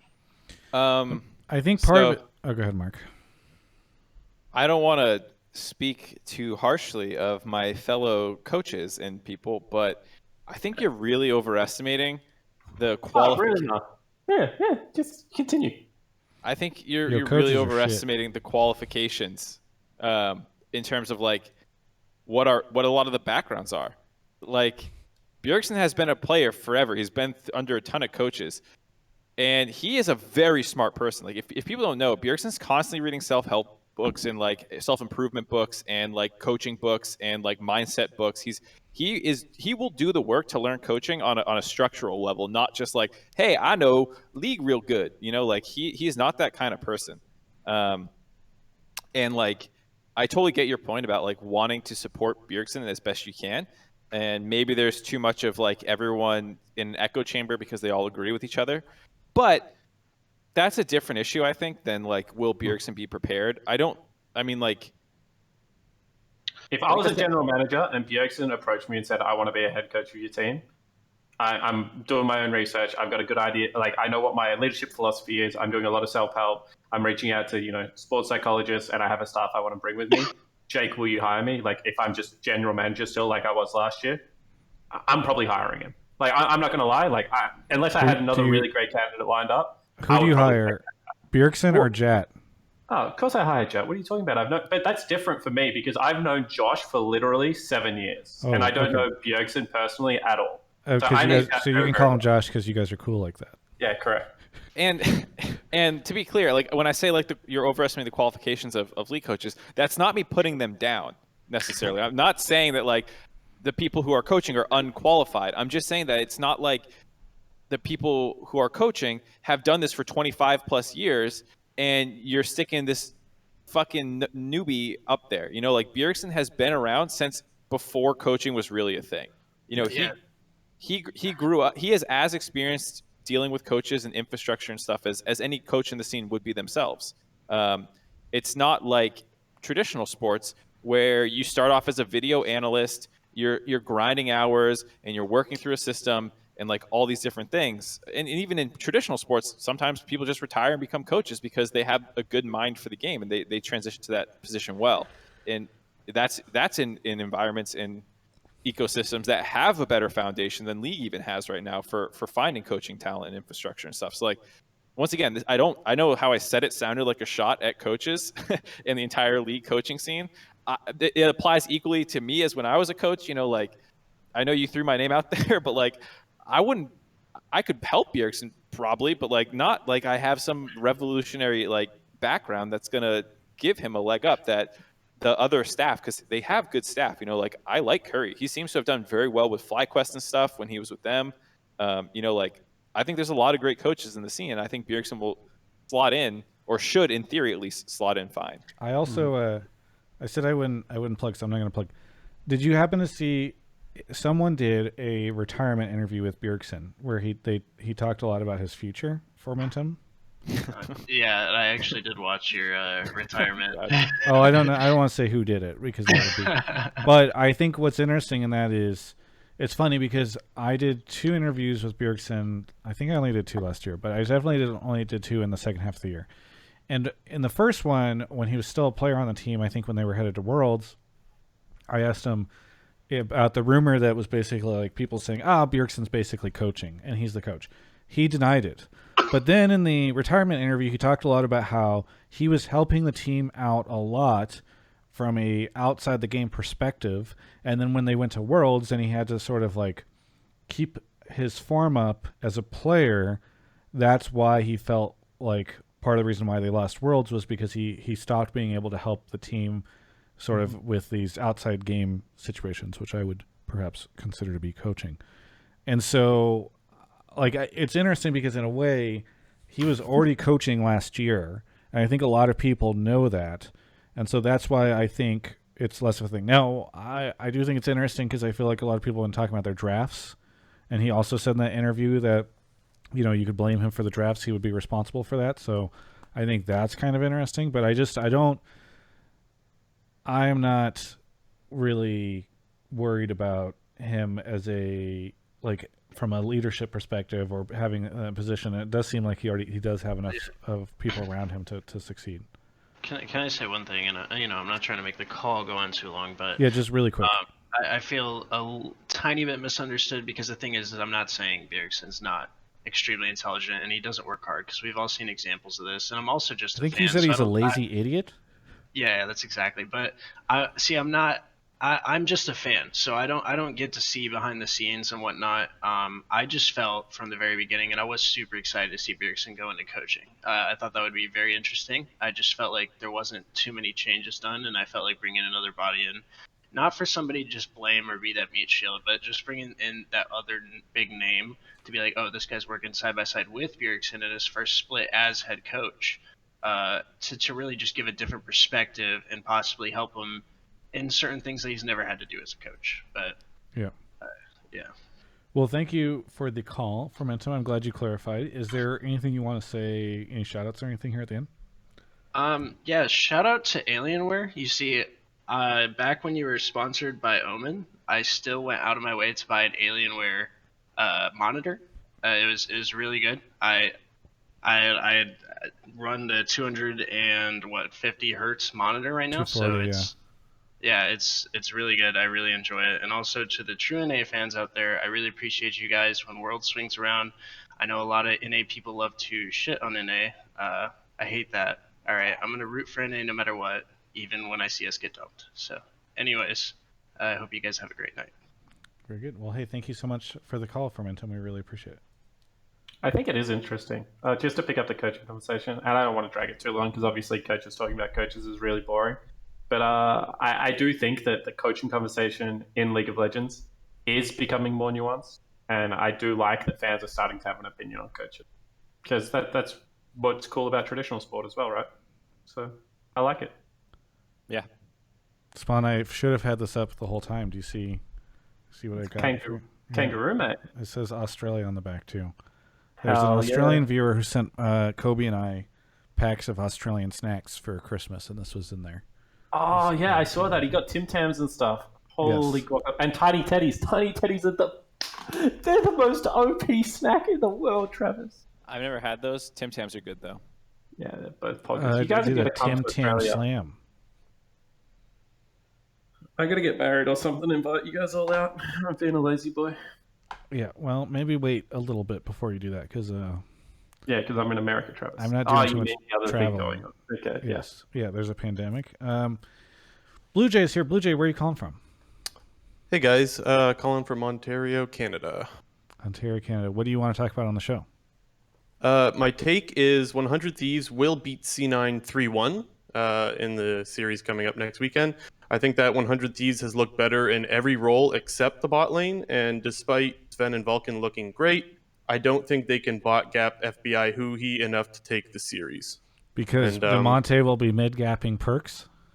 I mean, I don't want to go that far, but maybe from what we've seen so far, I actually think Demonte has looked better than Perkz, which is crazy to say, but I think accurate.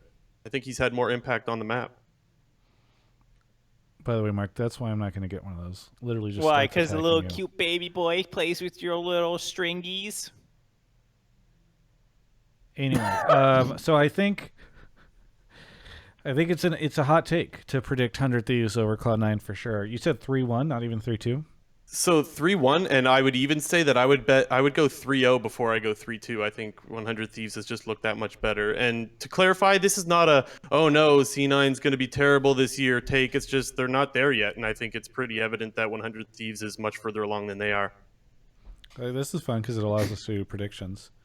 I'm going to predict Cloud9 over 100 Thieves 3-2.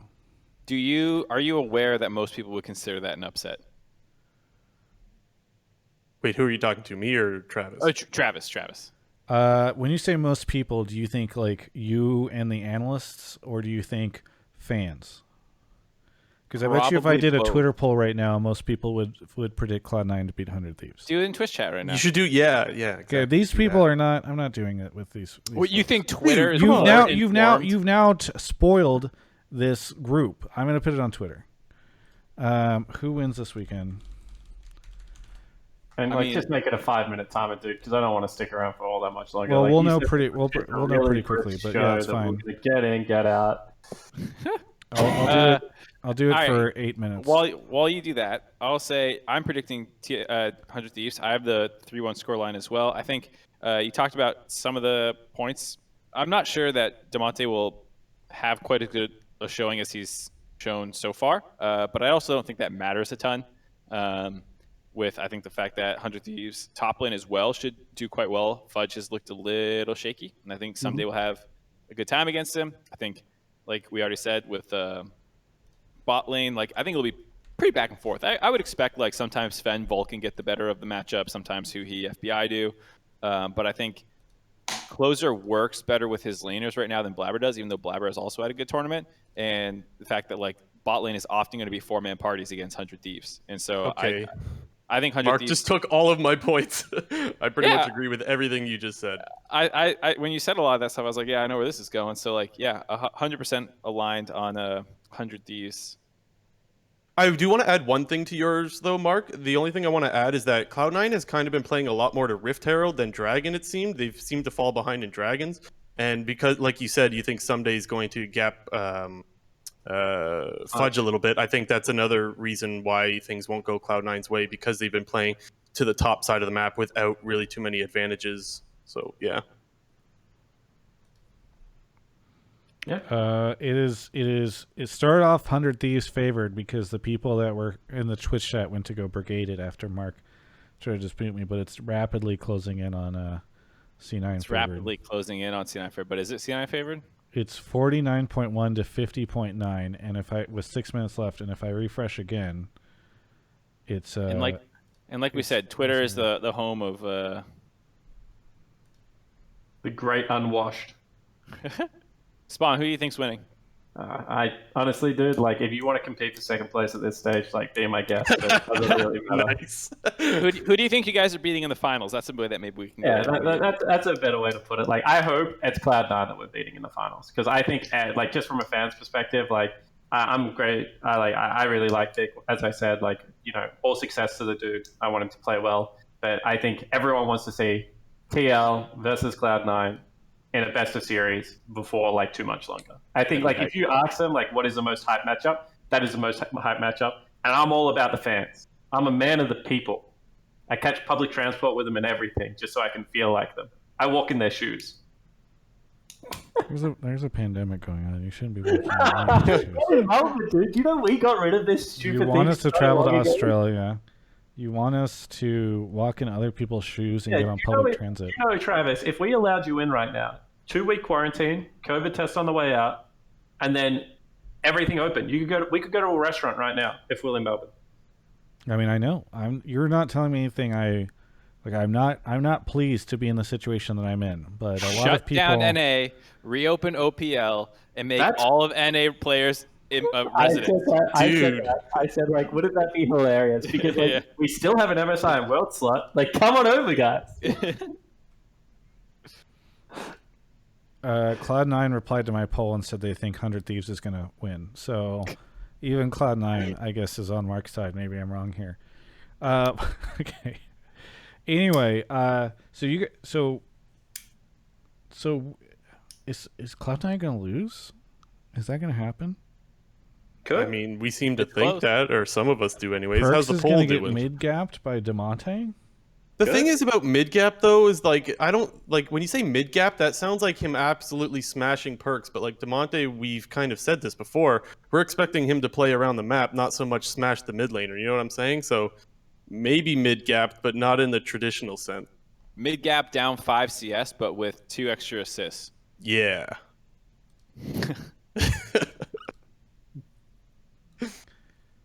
So Cloud9 actually tweeted 100 Thieves, and then they replied and said, doesn't stand a chance.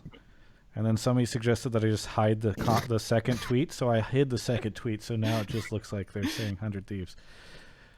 But it says the reply was, I guess you don't know what you hid, though. Yeah. Wait, can you not like click to expand it or anything? It's just no, it's just hidden. It just says learn more. Get owed, C9. All right, well, here's the deal. If I can wreck C9 this hard on Twitter, maybe that means 100 Thieves is going to wreck them this hard on the Rift in this weekend. I'm changing Mateus my is slipping. Is going to win. Okay, anyway, Bluejay, I guess easy and open and shut case then. Thank you for the call. Is there anything you want to say before we move on to our final caller? Yeah, I just want to shout out the guy who made another Bluejay account in the chat with 2 L's. That's kind of troll. I like it. And actually, on a more serious note, I actually do think you guys should go check out the Perkz interview. I think that's probably your best interview so far this year. So go take a look at that one, guys. It's actually a really, really good interview. You learn a lot. Yeah. I hope people do. It was very funny because I made like the clickbait capital letter title for YouTube, and then I have an RSS feed that I give like longer form titles to for, I don't know, Google and whatever, all the news feeds and stuff. And the clickbaity one from YouTube was the one that got posted. Now everybody's angry at me, even though I had like a great one for Reddit. And now people are like, "This is Travis. Of course he sucks." And they're like, "He's going to rant about this on Hotline League," and now I'm doing it. Thank you so much, Bluejay, for the call. Yeah, thanks for having me, guys. Take care. Yeah, have a good one. By the way, 2 minutes left. C9 has now overtaken 100 Thieves in this poll, 50.1% to 49.9%. But it's close. It's very close. Here's a question for the Twitch chat before we get into the next goal. Should it be considered a failure for 100 Thieves if they don't make the finals of this?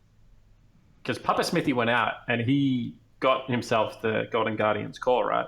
So he obviously wants to win. He built a team around Someday to win. So should it be considered? I think people would say it's a failure for Cloud9 to not make the finals or win it. But is it a failure for 100 Thieves if they don't make the finals or win? There's some food for thought, Twitch chat. Everything that's not winning and taking home the trophy is a failure for everyone. Papa Smithy said yes, Twitch chat. So everyone that said no, you're wrong. So this last call, I pulled it because it got a lot of reactions in the Discord on the little emoji reaction. So, man of the people. Here we go. Gechao is here. Gechao, is that how you say your name? It's gechao. Gechao? Yes. Yeah. Well, I can't believe I didn't realize that's how you say it. Well, where are you calling from? Don't worry. I'm calling from Redding, California. Redding. I drove through there last year, and there's a lot of trees. What do you want to talk about on the show?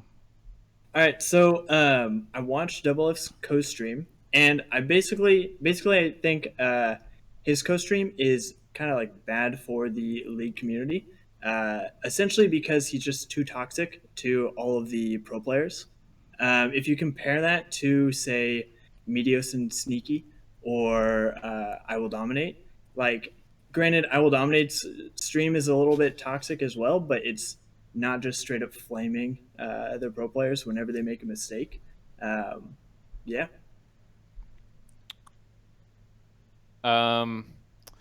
So I'll preface this by saying that I have not watched enough of anyone's co-stream to comment.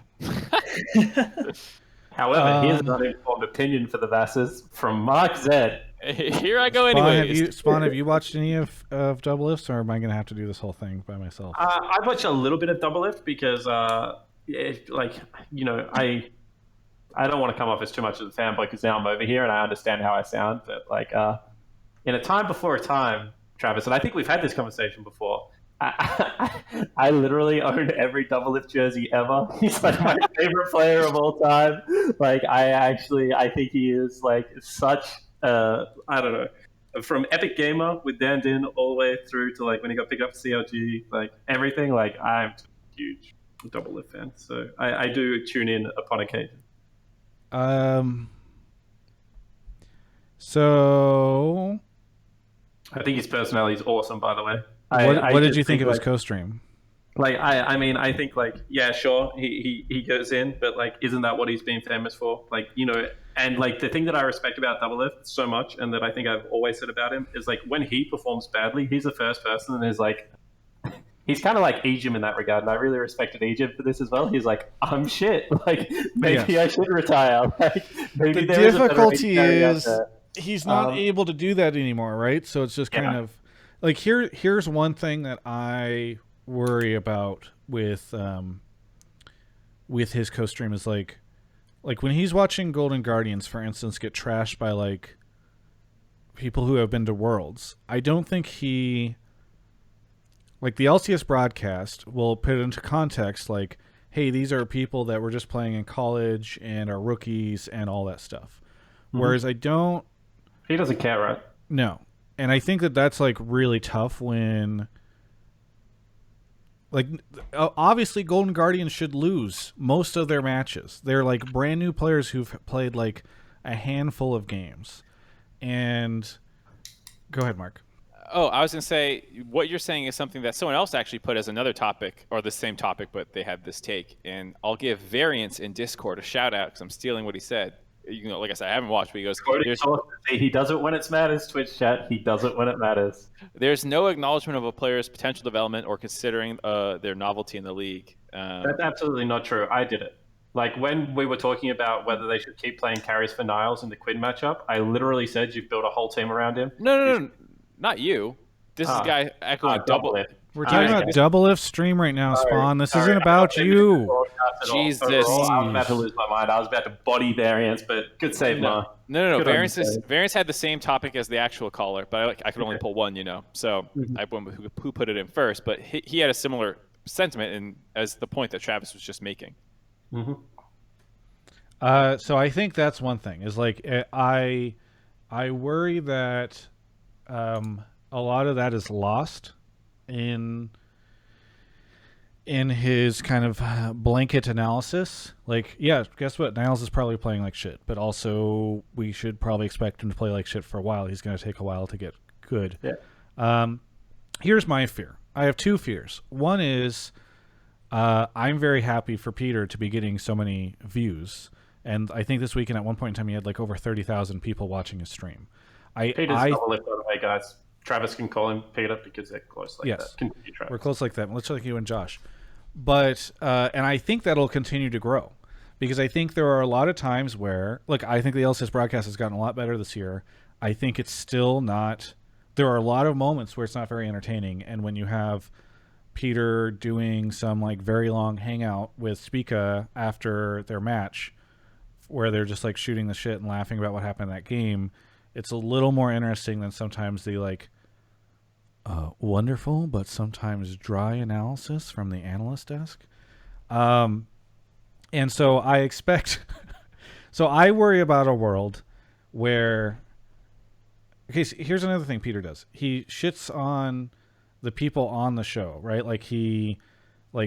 Every time Letigris is doing an interview, Peter turns on the audio for a little bit, listens to one question, laughs about the question, says, "I can't, guys, I can't," and then mutes it. And then laughs at Twitch chat as they flame her. And so I'm imagining a world where Peter's viewership goes up to, the LCS broadcast has 90,000 viewers on it, and he's got 50,000 viewers on his over the course of this. He does something like that. There becomes a Reddit thread where people are like, "Oh, Letigris sucks," and they are posting a clip of Peter reacting that way to that. And then the broadcast people at Riot are like, "Why are we giving this guy co-streaming rights when he's shitting on our people?" And people get really upset because then Peter, who usually has 50,000 stream viewers, aren't able to watch him, and it becomes this huge drama. So I worry for Peter in that sense because I want him to be very successful, and I think his stream is very good whenever he's giving analysis, and it's fun whenever he does some poking fun, but I worry sometimes that he crosses the line in areas that I think will long-term hurt him, and that is my big concern for his co-stream. Yeah, I pretty much agree with that. And then I would also say that it can kind of trickle down into the community, which I think is, as a player, is one of the things that, I mean, granted, the League community is not necessarily the nicest people, but as far as the player base, but so seeing basically a bunch of plebs like me watching his stream and then thinking, "Oh, I'm better than all my solo queue teammates," and then going into solo queue and you think he's going to make the community more toxic? I think it's possible. Yeah, it could also have an adverse effect on the desk and the actual broadcast. But yeah, I do think it will have an adverse effect on the community itself too. That's an interesting take, because in the ideal world, I'd love to agree with you, but we just don't live in an ideal society, right? And I'm not ready to pin the 50,000 people in solo queue that are flaming me for not building Moonstone staff of whatever the heck it is on LS. I just think that's an individual thing as well. So I don't think Peter should, Doublelifts should tank the hate of for that, but I can see the point about the toxicity. I think Travis, your point is from such a. I just want to shout out Travis real quickly, chat. Your point is from such a sweet place. I was sitting there listening to that. I honestly nearly started tearing up, man. Just looking out for his brother over there, hoping he does it, hoping he makes sick bank and doesn't get banned by old Rita. That's such a sweet take. I mean, it's bad. That scenario I paint is bad for everyone, right? Because there are fans that want to watch Peter's co-stream. Peter wants to co-stream. Letigris, I don't think should be getting flamed. That's kind of shitty. Or Alorum. He's pretty critical of Alorum, who's this new young dude who's learning how to be on the broadcast, right? I don't Riot. It ends up getting in hot water if they end up taking away his co-streaming privileges for a while. It's just really bad for everyone if it gets to that point. Me as well. Do you know that, Travis? In 2014, when I came over to cast the CLG versus Curse Academy elimination game, and Doublelift was playing in it, he flamed the shit out of me in Atlas. That was actually so funny, and I don't hold it against him. Maybe we just sucked. Actually, not even a maybe, dude. I'm pretty sure back then Atlas and I were just terrible. And now Atlas is great, and I still suck. That's why I'm the coach. I mean, I'm glad you have the mental fortitude for it. I think there's a lot of people who I think would have a tough time with that, right? Yeah. I mean, it was early on in your career, but for instance, over a little bit over a year ago, there was that Reddit thread that was Travis Gafford doesn't know how to interview or whatever. It got up to the top. I've been doing this for a long enough time that that type of public criticism I found almost humorous, if not a little annoying. But it didn't really get to me. But I do think other people are in different places, and so that's stuff. And I mean, it doesn't even necessarily need to be the people he's talking about that get offended. It could be the producers who feel protective of. I understand why producers protect their people. I'm not down saying that. And if I'll stand up for Letigris here. I really enjoyed working Worlds with Letigris. I thought that she did a great job, and I think that people expect people to come in at certain levels, and everyone comes from a different place. So you have to acknowledge what people bring to broadcast. And I think Letigris, from my experience working with her, is incredibly hardworking. and does make the broadcast better when she's on there. So if you're saying stuff like that, I don't agree with his take. But I also do think that, that's kind of what Doublelift does. Like he's a Stephen A. Smith kind of person, right? He is there to have the hot take and to throw some spice around. And I don't think that's necessarily a bad thing. And when some of it sticks, I don't think it should necessarily come back to him, because you miss a couple of shots if you're taking as many as he does. I hope you're right. And I think I don't want his stream to become like, hey everyone, it's Doublelift. Wow, there's some interesting decisions that are being made here. I think part of it is fun to have the real talk on his stream that you can't necessarily get on the LCS broadcast, where they're beholden to broader narratives and all that stuff. I don't know. It's more just I worry about the lines sometimes. What? Mark Z goes in. He flamed Tooney about the tier. Freak goes in at the moment. I do think LCS. I understand. I'm trying to walk this fine line between defending both parties here. I do think everyone's wow, Europe is so much more analytical, and I think Vedius is really smart about the game, and Ender is really smart about the game. But it's not like we have complete dumbasses on the LCS, and it's not like we don't say anything critical about it at all. I think that sometimes I would say that even sometimes Turley's got a little bit far on his criticism of players, right? I personally think that sometimes the minute rant about how a decision was poor maybe could sting if you look up to David Freak Turley, right? But I do think everyone kind of does it. Yeah, I think there's a spectrum, right? And I think LCS can be spicy, and maybe is sometimes. I think Doublelift stream could always be a little more spicy in the same way that Dom and LSs tend to be. And then I just worry that there's a way too far out there, right? Mm-hmm. For example, one of the clips on the front page of Reddit, and I don't know if I'll get in trouble for even paraphrasing this, but when Vulcan made a good play, he made some very sexually suggestive comments of his attraction toward Vulcan's gameplay. Oh yeah, he suggested Vulcan could engage in sexual interactions with him, I think, right? Okay. Of a very specific nature too, yes, that had 9-month repercussions. So or I guess full life repercussions, I should say. Yeah, it doesn't go away after 9 months. Trust me, buddy. My bad. But yeah, so those are kinds of things which for some people it's just funny, and that's just something we'll never be able to hit on. And I think that stuff is to be clear, if Peter wants to say that Vulcan can impregnate him, I don't think that I don't have as much concern as I have for that as an eventual situation where people at Riot have to make really tough decisions about defending their broadcast. You know what I mean?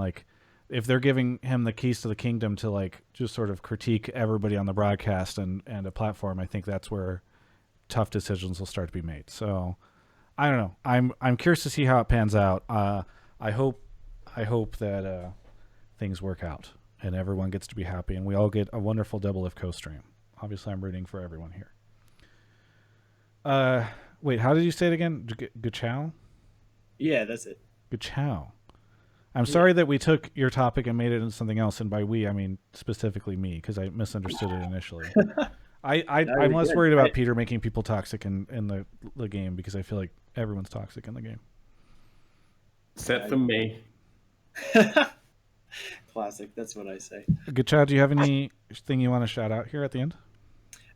Shout out my boys who I ditched to jump on this episode. And shout out to Alienware and Captain Flowers. His stream is hilarious, and he's doing good stuff. I'm going to interview Captain Flowers tomorrow. Everybody stay tuned for it. If he doesn't cancel. Travis Gafford promotion stream. Thank you, Gechao, for the call. Oh, he left. Okay. Mark Zimmerman, what do you got for us? What do you want to shout out? Nothing. Let's get Spawn out of here. This week, Mark and I will be coming out tomorrow. What? The die will be coming out tomorrow. Okay. I just wanted to talk over you as soon as you start talking. This week, Mark and I will be recording our Rhythm of War review for the book channel. For those that have read book 4 of, what did you call it again? The Wyndham Chronicles, Spawn? I said Wayfarer Redemption. Whatever. Get off my back, dude. If you... What is Wayfarer Redemption? I want to look this up. Get off my back, dude, he says, after ignorantly dunking on my favorite series. It's Sarah Douglas. Okay, cool. So Wayfarer Redemption is Sarah Douglas. So it's a completely different one. Sarah Douglas, I think it is. Not Sarah, but whatever. She's an Australian author from Adelaide, I think. good author. So I apologize for mixing up two books, Travis. When you've read thousands of books like I have, like you're a goddamn newbie that's read like 3 fantasy books and now making a YouTube channel. Well, I can tell you're very qualified. I've read Stormlight Archive, and I've read First Law. I'm kind of an expert in fantasy. When you've read thousands of books like me, Travis, you can't even tell them apart, and that's what makes me so qualified to review them. My inability to discern which books are which. No, titles. I just don't do titles, man. It's like I don't do first names. I meet people like 10 times before I remember their names. Great. Well, anyway, Mark and I are going to do that. Should be pretty fun. Stay tuned. Or youtube.com/Travis Gafford Books. It's the book channel that I need to be more active on, and Mark pushes me to be active, but I need to be active without him because it's my channel. I push you too, man. I've asked like 3 times to go on that channel. And then whenever, and then which I don't like. How long have I been asking you just to come on this show, Spawn?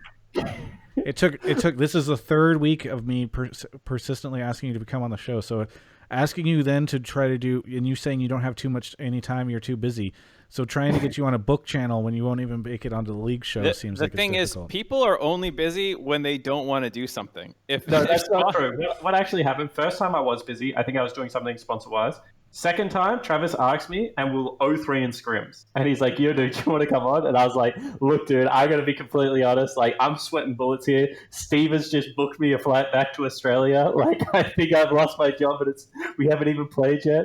Like, just let me get my shit back on track. And then we did, Travis. We came out, we picked up the big 2-0, and now I'm back. I'm on Hotline League, baby. You almost got tempos. Thanks for the time, Spawn.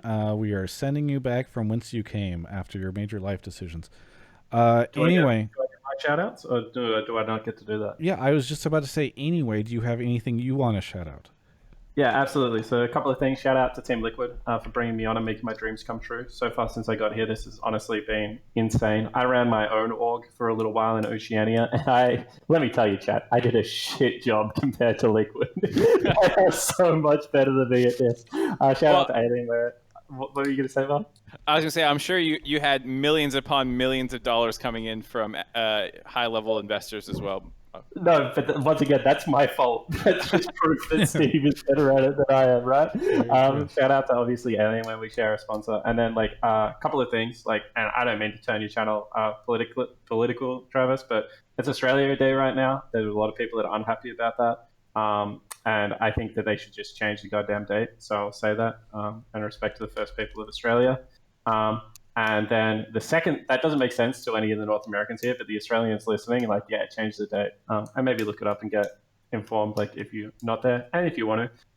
And then the second thing is, shout out to Jenna, who's my partner. Before I came here, and I think Mark knows this, maybe you don't know this, my son was, like, diagnosed with autism just before I got on the plane to come over here to North America. And Jenna, my partner, has just been, like, incredibly supportive. We also have, like, a 3-month-old son at home as well. And I've just like packed up and come to North America to work. So shout out to Jenna.